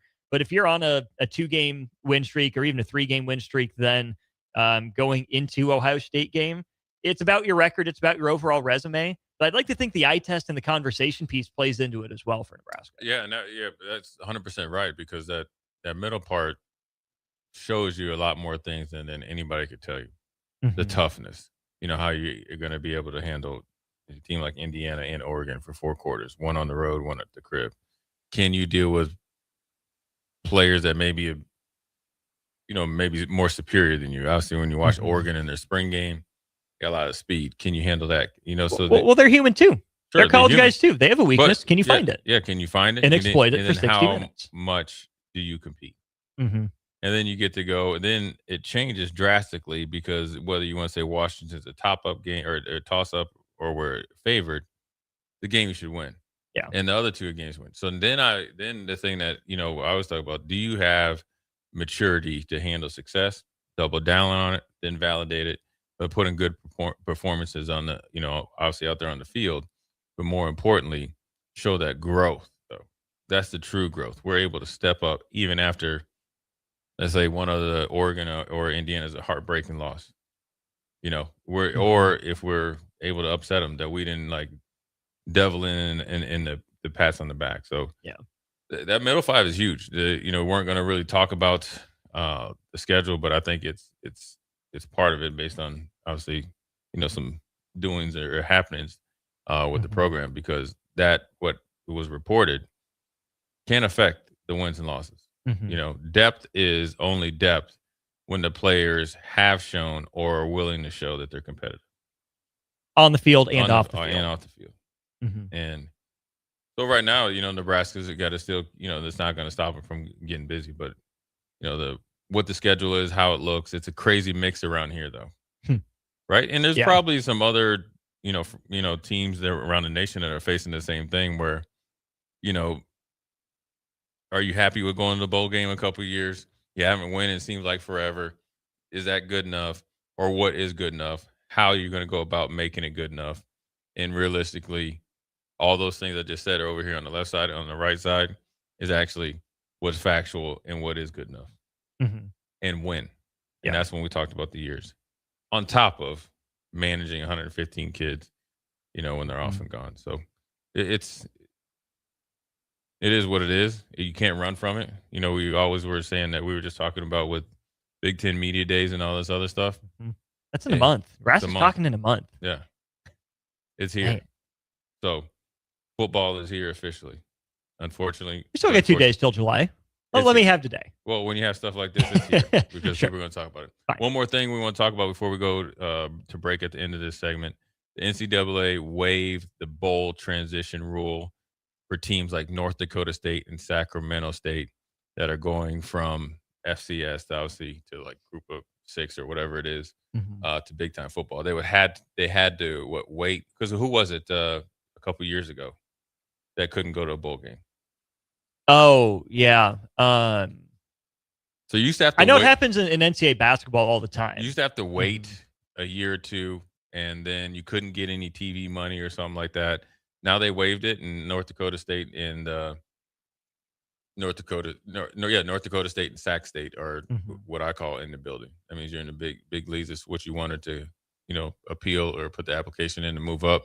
Now we're not going to hold you back like a couple other teams. Yeah, I never really understood that rule. I think if you're playing that level of football, you should be eligible for a bowl game. Right. That never really made sense to me. The NCAA's argument is, well, we have to make sure that you're financially solvent, that you can make it happen, make it work. You would think bowl game money would help, especially if you get a travel stipend for it, or you play a bowl game close to home and you take a lot of fans and get a big chunk of the gate, whatever it is. I'm fascinated to see how these two teams do, Jay, because Sacramento State hasn't been consistently good at everything. It's not like they're a burgeoning power necessarily. Now they've poured a ton of money into it. You've heard some big names associated with them, but they barely proved it at the FCS level in a lot of ways, and now they're moving up. And the flip side of that is North Dakota State. It's the little engine that could in a lot of ways, that had the funding for the FCS level. And I just wonder if this is North Dakota State's Nebraska moment. And I'm wishing the best for our friends in Fargo and for the Bison, but why are they making the move to the Mountain West? Is it for money? Is it so they can have a seat at the table or try to work their way into a seat at the table if we get the Super League that I know Congress is trying to ban or whatever? But, if they would be able to join the second division more easily from the Mountain West as opposed to the FCS. But I wonder how much of what made North Dakota State good was its ability to take the Lance brothers, right, from just across the border over there in Minnesota, to dominate their radius, to be able to maximize how they travel, get it down to a T. And Mountain West travel is going to be different, just like Big Ten travel was different for Nebraska. And to be fair, North Dakota State is one of the most dominant programs at FCS level that we've seen, regardless of level. The amount of titles that they won, even though it's, quote unquote, fallen off a little bit, still having, a few titles in the last 7 or so years is still really good. Now, did other teams catch up to them? Yeah, Montana State's been really good. South Dakota State got to their level, knocked them off in a title game. Montana Sam Houston, was all right. Montana was there. So I would have liked to have seen North Dakota State take these other teams' best punches and then find a way to adjust to the adjustments. But I understand if it's a financial move, hey, if you're going to get more money from the Mountain West, you got to jump at it in some ways, but they're also going to be spending more. Yeah. And so I don't think they would be in any, immediate danger of overspending their way back down to the FCS ranks. But those are different road trips, and they're not road trips as much anymore. They're air trips, and maybe they always have been, but at least the Summit League was a little bit more busable, right, for other sports as well, with baseball, with basketball, where they've been good too. It's a football-motivated decision. We've seen this made time and time again. I'm rooting for them. I'm not sure it's a slam dunk that they're, walking into the top 20. I think they can build there. They have the pedigree to do it. I just want to see them do it. Yeah, and also it's going to be interesting to see how they go about picking their leadership in the future to lead them through this, because you have to have somebody. If you're trying to operate as you always done, it's going to be a failed attempt at moving up. And I think they have the tradition, pedigree, the following to do so, but they got to make sure that everybody is on board with that at North Dakota State. Yeah. This is how we're going to move forward. We're not going to run away from our core principles, but we're going to use these core principles in this new situation to go out there and recruit the next players to come, because our profile potentially could grow tenfold. Oh, yeah. And we do handle it right, then it'd be the best decision we ever made. If not, we're going to go back to our old conference with a tail between our legs. And athletic directors, I think in a lot of cases, should fly under the radar, or typically should. If the programs are having success, they'll get their credit for it. But Gene Taylor's probably not walking back through that door. He's got his hands full at Kansas State. He did a great job with North Dakota State, obviously rallying the community and getting leadership aligned and on board and helping that football program really take off. Matt Larson's the new guy. He's been there since 2014, so he's seen his fair share of this success as well. But when you have success like this and you end up moving up another level, let's say North Dakota State goes 8-4 this first year, and then they have a 9-win year, a 7-win year, an 8-win year. Watch out. You're probably getting poached, especially if the other sports are able to remain competitive and viable. If they stay in the Summit League, if they travel to the Mountain West, whatever it is, then your guys getting poached. And then you're starting brand new when you're not really all that established in your first 5 years in a conference. It's an interesting step. I hope it works for them. But if they're successful, they're taking part in this earthquake as well, trying to move up. Watch out, because sooner than later, some of that fabric might be gone. You got to get these hires right if you have this initial wave of success. Yeah, that's why this decision is so powerful, or potentially could, because now the onus and the spotlight goes right on the people that originally wanted to come. And so they have a chance now. They have the playing field is trying to get a little somewhat, more even, which bodes well for them. The hard part is now you got to go out there and execute, because what's funny about North Dakota State, and I'll say this before we go to break, is that you're right. It's 100 or a little bit of Nebraska, where, when I was there, we won so much. Obviously, Frank won, Bo won. And then, so they're used to winning national championships or being in the mix every single year. Well, as soon as they don't make it the first couple of years, or they have a couple of losses that maybe gave them a, harder, road to get to the championship, you're going to have some of the fan base, the short-sighted, more emotionally driven fan. Why did we do this? I'd rather stayed at this level and won any between 9, 10, 11 games, always being in the national semifinals, hosting playoff games. Yeah. And now we got to do this. Yeah. So just for money. And it's not even a lot of money. Right. Because we're not seeing a new facility, a new baseball locker room, new baseball field, or anything like that. Long live the Fargo Dome. Right. So did you play in the Fargo Dome? No. Never made the trip over there? No, I wasn't going. All right. No. We're going to take a quick break, come back. Jay Foreman, Austin Orman. We'll dive into a little bit more NCAA talk and obviously NFL talk as well. We'll be right back. You're listening to Old School with Jay Foreman and Austin Orman. Download the mobile app and listen wherever you are on 93.7 The Ticket and theticketfm.com. Graham Tire presents life's greatest adventures. Okay, take the worm, put it on the hook. Now bring your pole back and throw it forward. And just let the fish come to you. fun, Dad. Great road trips start with great service. Graham Tire, your tire store next door, with 5 convenient Lincoln locations, getting you to the places that matter most. Are you ready for a new opportunity?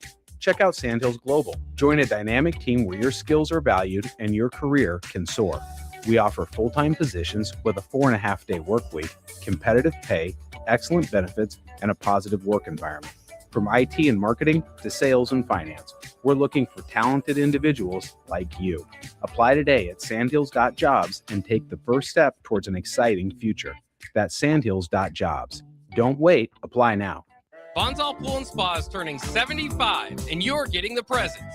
Right now, we're counting down to our Big Diamond Anniversary Bash on July 11th with massive weekly doorbuster sales. Stop in every Monday for 75% off your favorite premium BioGuard water care products. Plus, every $75 you spend starting today enters you to win a $7,500 premium in-home sauna. Get your pool ready for summer and start winning today at Bonsall Pool and Spa, 33rd and Nebraska Parkway in Lincoln. Bonsall Pool and Spa, every day made better.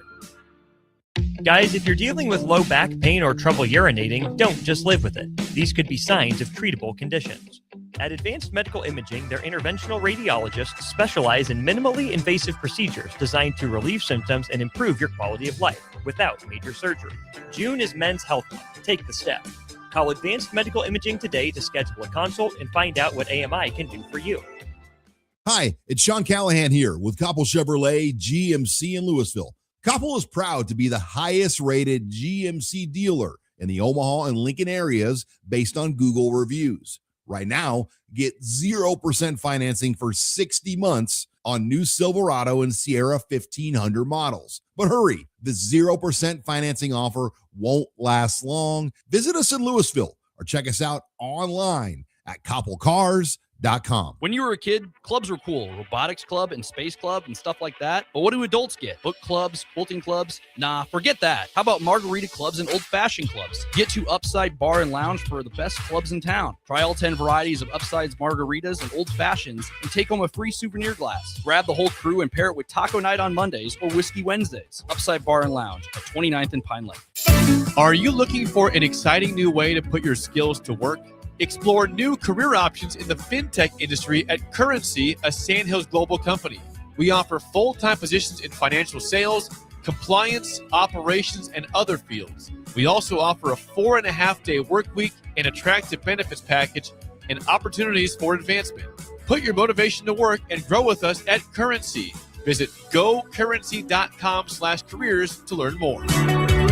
Hey, Nebraska sports fans. This summer, professional tennis returns to Lincoln. Watch rising stars of the ATP Tour compete for over $100,000 in prize money for the 2026 Lincoln Challenger from July 12th to the 19th at the Sid and Hazel Dillon Tennis Center. Witness top tennis pros compete right here in Lincoln and experience tennis close-up like never before. To purchase tickets or to sign up for volunteer opportunities, please visit www.lincolnchallenger.com. Not just a stop, a stage. Lincoln Challenger 2026. Building a new home can be a challenge. A lot of big choices. With our Remington homes, we have designed 15 different floor plans that appeal to a wide range of people.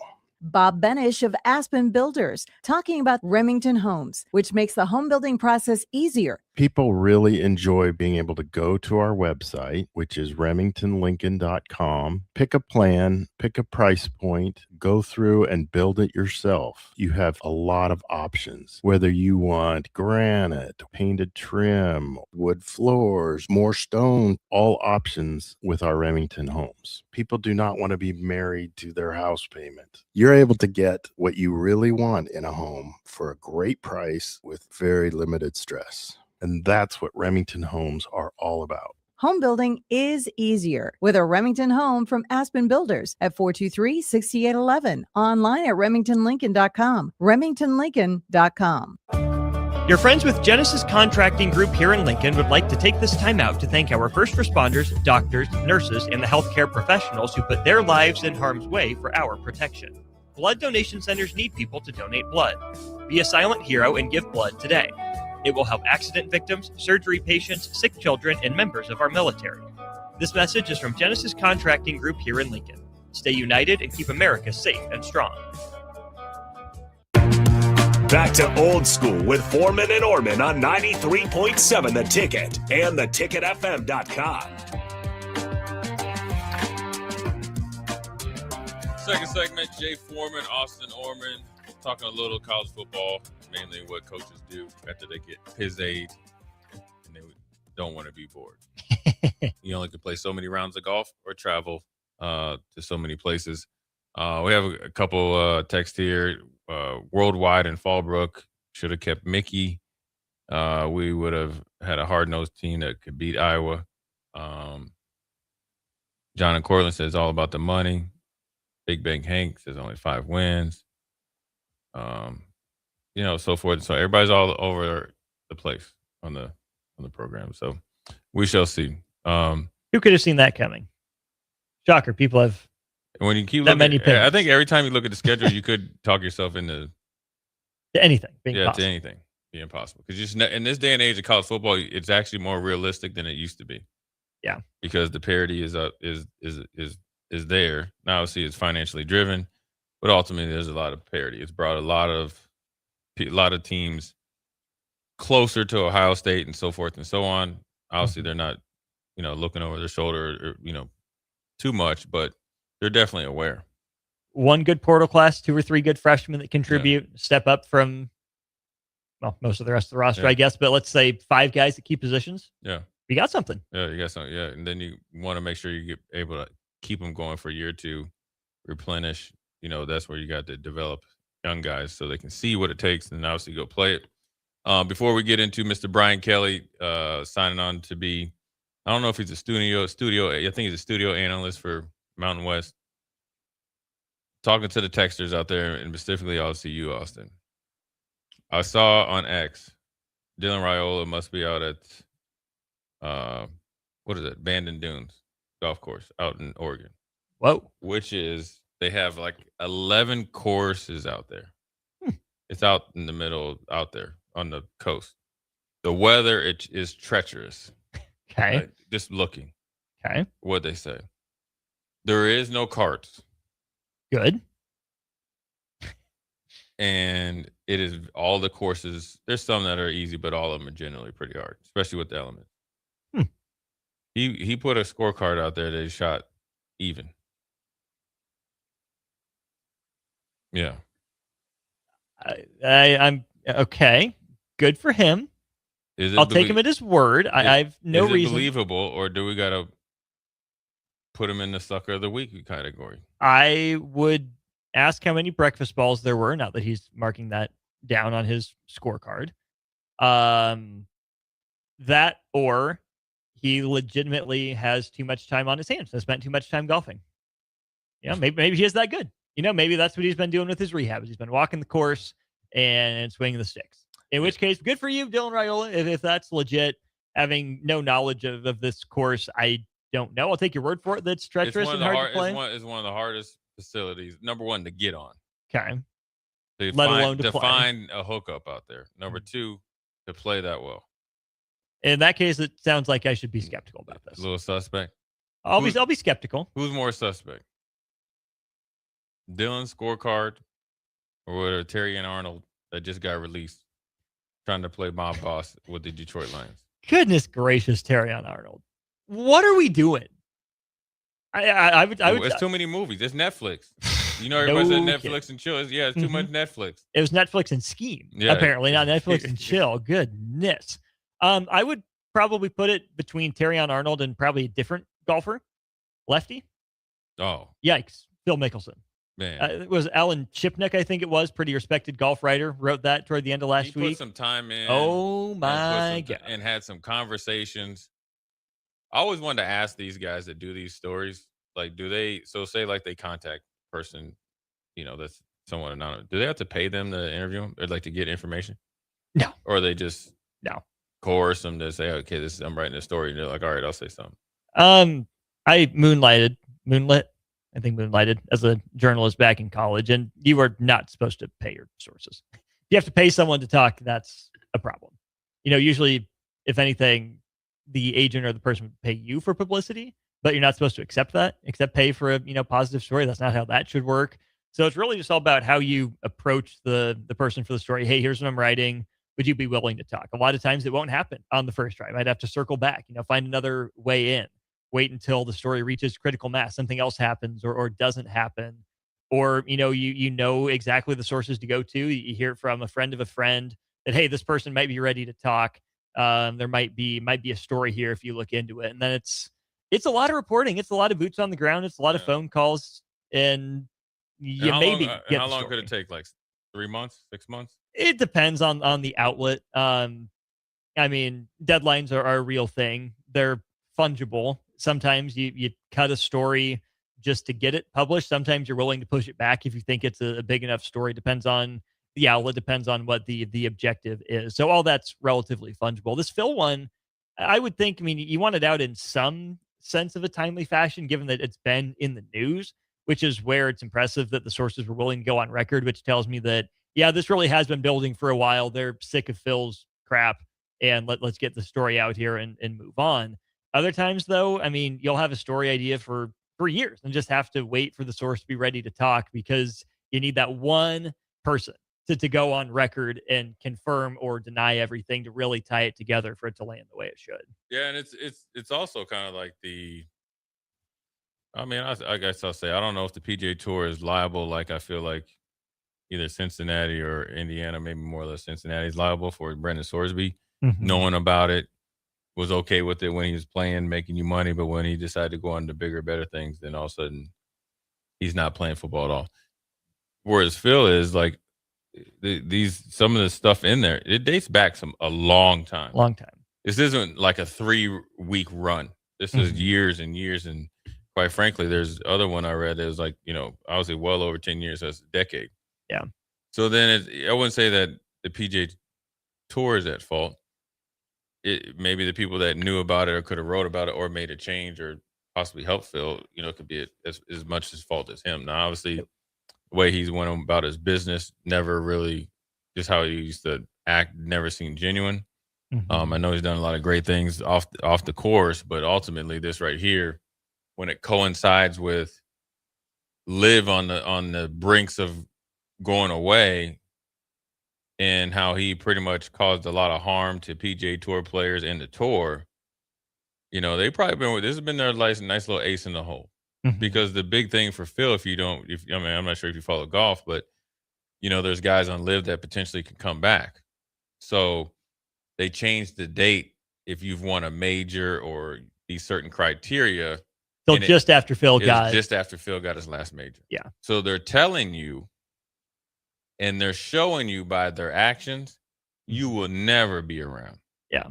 And to go from, I don't know, I wouldn't say I call him a heartthrob, but everybody loves Phil, or the second coming of Arnold Palmer as far as how he interacted with the crowd, to now being out in the crowd, pushed out into the crowd by the PGA, and never to be welcomed again. Well, it was just so interesting, though, the Phil Mickelson arc, and it still is, right? He's still a character and still around the game and in the conscience. Phil being the foil to Tiger, right? And I'm sure everything that came out was something of an open secret, in the world of golf, right? People that would hang out with Phil, would know Phil, probably knew all this was going on to some degree or another. But for Phil to still be presented, family man, high school sweetheart, bringing his wife along with some of these wins, she's there at all these stages. It's a lie, but it's not at the same time. You're protecting the PGA's image, right? We talk about the Shield in the NFL all the time. Tiger's winning everything, and then he has his, villain arc again, some self-inflicted issues and the injuries that pile up. And having Phil there as a foil, right? The guy that's trying to take Tiger down, to catch him, to keep him in check, to be the family man when Tiger was out and about. It was, to some degree, a marriage of convenience in terms of Phil's image in the PGA. Then it moved on. He went to Live. They needed a villain a little bit, and Phil's shortcomings made him a pretty easy target. And a little inside baseball here, because I'm more on the information getting side, not full journalist or whatever, but it's a fair I don't want to say complaint, but fair question for people to wonder, well, why didn't this Phil stuff come out early? Anytime there's a big story like this. The people are sitting on bombshell allegation. This stuff's been going on behind the scenes for a while. A lot of times when stuff like that doesn't come out, it's because it's a rumor and hearsay, and it's hard to confirm.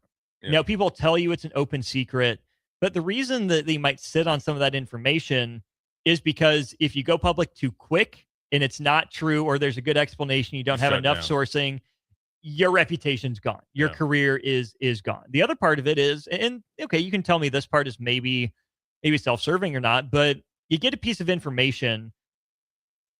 The natural, I think, thing from the public is just tell us. It's fair. It's your job. You have to get it out there. Well, part of having information is knowing how to manage information.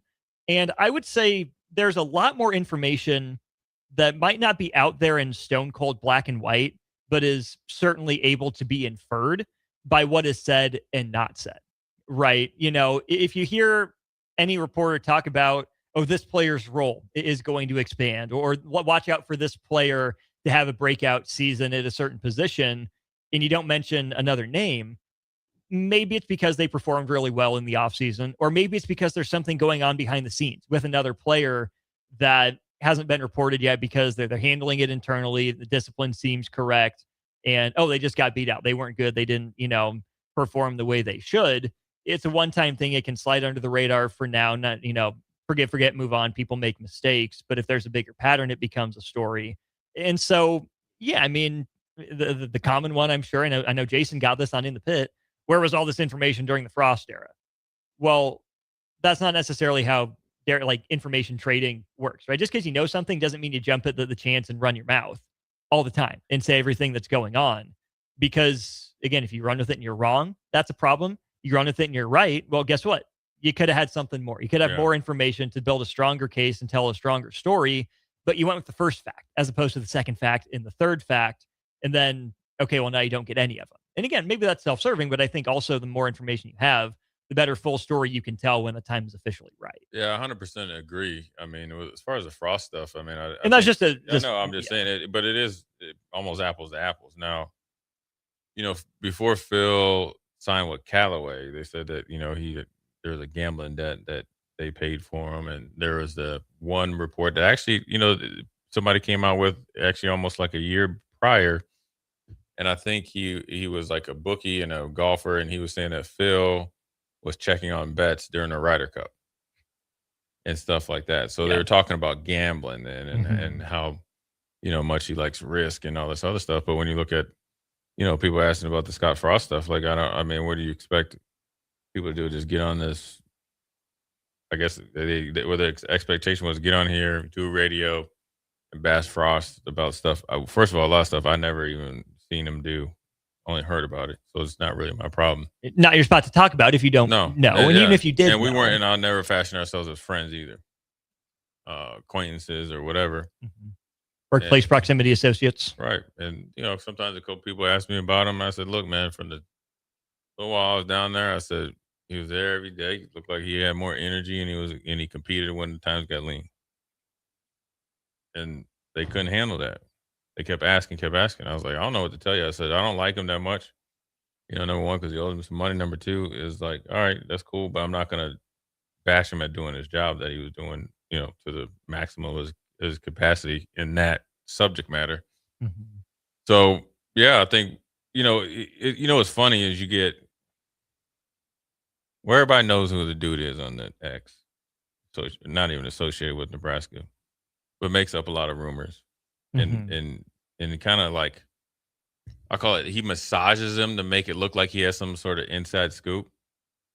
For me, I never want to be like that. You never want to go down there and try to report what we see on practice and all that, because ultimately the only thing that matters is what we see on Saturday. So they play Ohio September 5th at 11 a.m. That's the most important thing. Not what they're doing, not who they're dating or anything like that. But unfortunately, in this situation, obviously with Phil, he's got his back up against the wall. I don't know if he'll get as much grace as he did before, but ultimately he can do it to, get his life back together. And you hope he does, right? Yeah. I mean, you don't ever want to see anybody go, because he's in some dark times right now. Right. And we've all had our own version of dark Yeah. times, and his are getting played out in public. Not to say it's not his fault in some cases, but now it's got to be on him to do his best to fix it, make whatever comeback. Will Phil ever be a hero again? No, probably not. But he can be a guy that you saw at some of the highest of highs. You can see his lowest of lows plays out. And then if there is going to be, another silver lining around the cloud that blocked out the sunshine, you want to give the guy credit for it if he's willing to put in the work and able to mend any of those fences. Yeah, you got to give him credit and let him live his life. I mean, he's like 50, mid-50s, mid-50, 55 years old. So, got his health in good condition because he does the coffee thing or something like that. So, he's done some things that, take a lot of work and you got a lot of doubt. So this is just another one. But I don't think he's going to get a pass back to the PGA Tour. So we're going to take a break, come back, one short segment. We get to talk about my Buffalo Bills. Yeah. And one player that is going to be omitted from the new stadium. That's crazy because my dad's in the U.S. Bank. Great player himself, obviously, should be in the Hall of Fame. There's going to be another Hall of Famer that's not going to be in new Buffalo Stadium. So Jay Foreman, Austin Orman, we'll be right back. Watch Old School live on Facebook, YouTube, or Twitch. Old School with Foreman and Orman on 93.7 The Ticket and theticketfm.com. Hey, Nebraska sports fans. This summer, professional tennis returns to Lincoln. Watch rising stars of the ATP Tour compete for over $100,000 in prize money for the 2026 Lincoln Challenger from July 12th to the 19th at the Sid and Hazel Dillon Tennis Center. Witness top tennis pros compete right here in Lincoln and experience tennis close-up like never before. To purchase tickets or to sign up for volunteer opportunities, please visit www.lincolnchallenger.com. Not just a stop, a stage. Lincoln Challenger 2026. Your friends with Genesis Contracting Group here in Lincoln would like to take this time out to thank our first responders, doctors, nurses, and the healthcare professionals who put their lives in harm's way for our protection. Blood donation centers need people to donate blood. Be a silent hero and give blood today. It will help accident victims, surgery patients, sick children, and members of our military. This message is from Genesis Contracting Group here in Lincoln. Stay united and keep America safe and strong. Graham Tire presents life's greatest adventures. Okay, buddy, here we go. Just keep your eye on the ball. All right, just swing right through it. Yeah, good job. Way to go. Hey, run it out. Okay. Great road trips start with great service. Graham Tire, your tire store next door, with 5 convenient Lincoln locations, getting you to the places that matter most. Big value and big flavor meet at Wings and Rings thanks to the all-new delicious Duo Combo. This is the one you've been waiting for. Get 1 half-sized appetizer and 2 entrees with a side for only $19.99. Bring a friend for the best deal in town on any day of the week, during game time, or whenever the heck you want. Their made-to-order wings and chicken sandwiches are waiting for you at their 68th and O and 40th and Old Cheney locations. Stop by Wings and Rings and celebrate every day with the best meal deal in town. Hi, it's Sean Callahan here with Koppel Chevrolet GMC in Louisville. Koppel is proud to be the highest rated GMC dealer in the Omaha and Lincoln areas based on Google reviews. Right now, get 0% financing for 60 months on new Silverado and Sierra 1500 models. But hurry, the 0% financing offer won't last long. Visit us in Louisville or check us out online at koppelcars.com. When you were a kid, clubs were cool. Robotics club and space club and stuff like that. But what do adults get? Book clubs, quilting clubs? Nah, forget that. How about margarita clubs and old-fashioned clubs? Get to Upside Bar and Lounge for the best clubs in town. Try all 10 varieties of Upside's margaritas and old-fashions and take home a free souvenir glass. Grab the whole crew and pair it with taco night on Mondays or whiskey Wednesdays. Upside Bar and Lounge at 29th and Pine Lake. 93.7 The Ticket, Fox, KFXL weather. Brought to you by Bryant Air Conditioning, Heating, Electrical, and Plumbing. Your Lincoln forecast for today. We'll see lots of sunshine. It'll be breezy and hot. An afternoon high near 99. Tonight, a slight chance of showers and storms. Otherwise, partly cloudy skies. A low around 77. And tomorrow, partly sunny and breezy. It'll be hot. An afternoon high near 96. I'm meteorologist Kyle Reflector for 93.7 The Ticket and theticketfm.com. Building a new home can be a challenge. A lot of big choices. With our Remington homes, we have designed 15 different floor plans that appeal to a wide range of people. Bob Benish of Aspen Builders, talking about Remington Homes, which makes the home building process easier. People really enjoy being able to go to our website, which is remingtonlincoln.com, pick a plan, pick a price point, go through and build it yourself. You have a lot of options, whether you want granite, painted trim, wood floors, more stone, all options with our Remington homes. People do not want to be married to their house payment. You're able to get what you really want in a home for a great price with very limited stress. And that's what Remington homes are all about. Home building is easier with a Remington home from Aspen Builders at 423-6811. Online at remingtonlincoln.com. remingtonlincoln.com.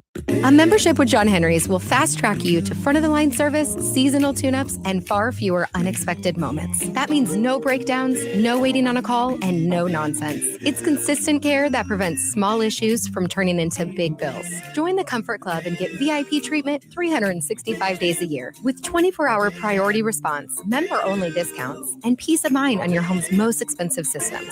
Call John Henry's. John Henry's Plumbing, heating and air. And electrical. Are you looking for an exciting new way to put your skills to work? Explore new career options in the fintech industry at Currency, a Sandhills global company.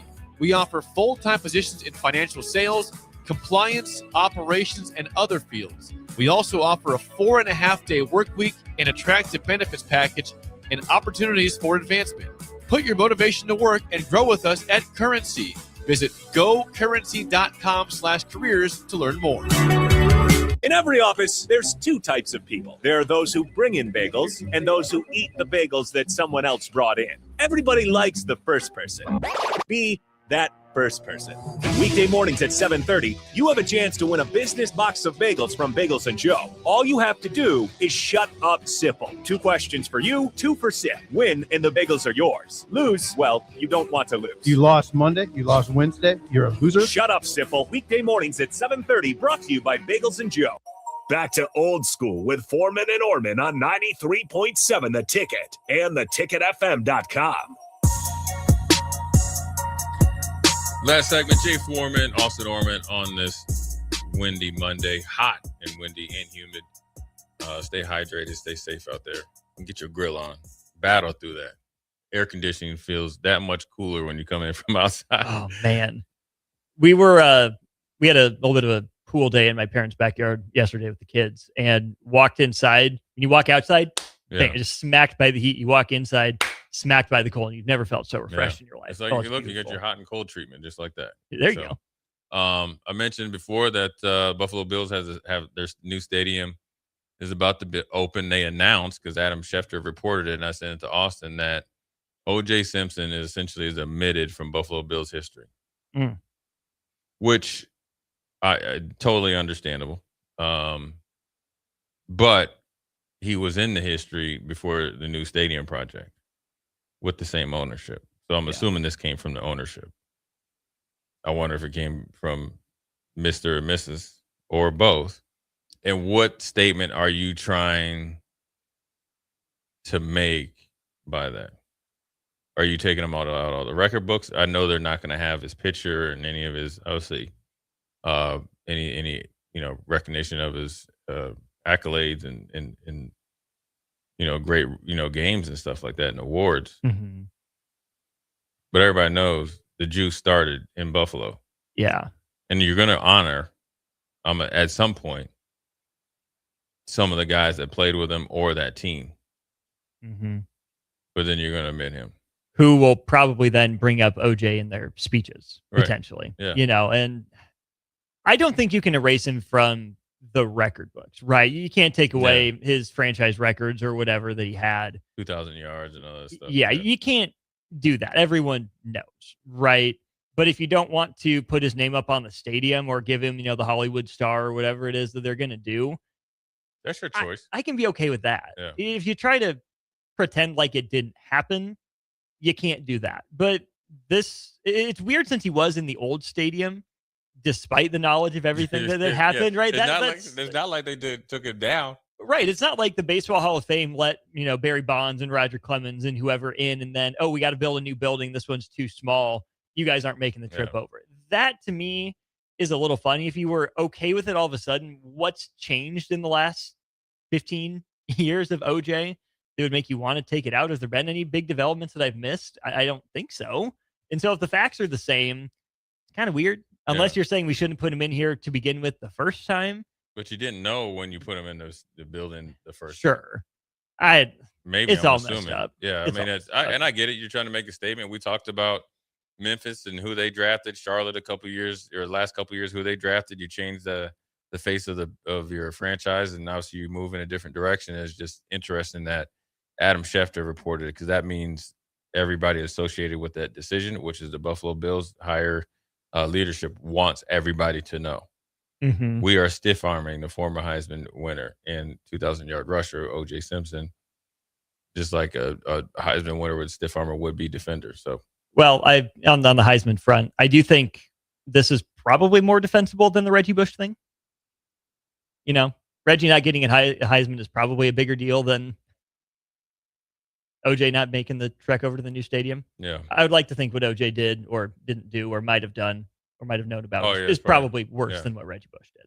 Probably. Yeah. I mean, probably there's some bad blood there, obviously, and obviously it's even though he's gone, it's never gonna go away. So obviously it was tragedy, no matter how close or how far it was away from it. I just felt like it was very interesting, the statement they're making, because there's a lot of guys in stadiums or in all form of, all, whether it's baseball stadium, football, basketball, soccer, whatever, that are recognized. And it's kind of like, look, the Giants have always, they love Lawrence Taylor. I was on the Giants team. He had off the field issues, not to this magnitude, but at the time it was thought of to be really, really bad. So anyways, fastest 3 hours on a Monday is gone. Once again, me and Austin Ormer are back in full effect. It is now officially football season. We are just waiting for the first magazine to come out, and we get the rankings.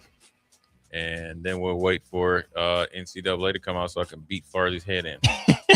He is not ready for that. He thinks he is. He is not ready for it. He thinks he's like the PlayStation 5 godfather. He will be humble. On that note, we're out.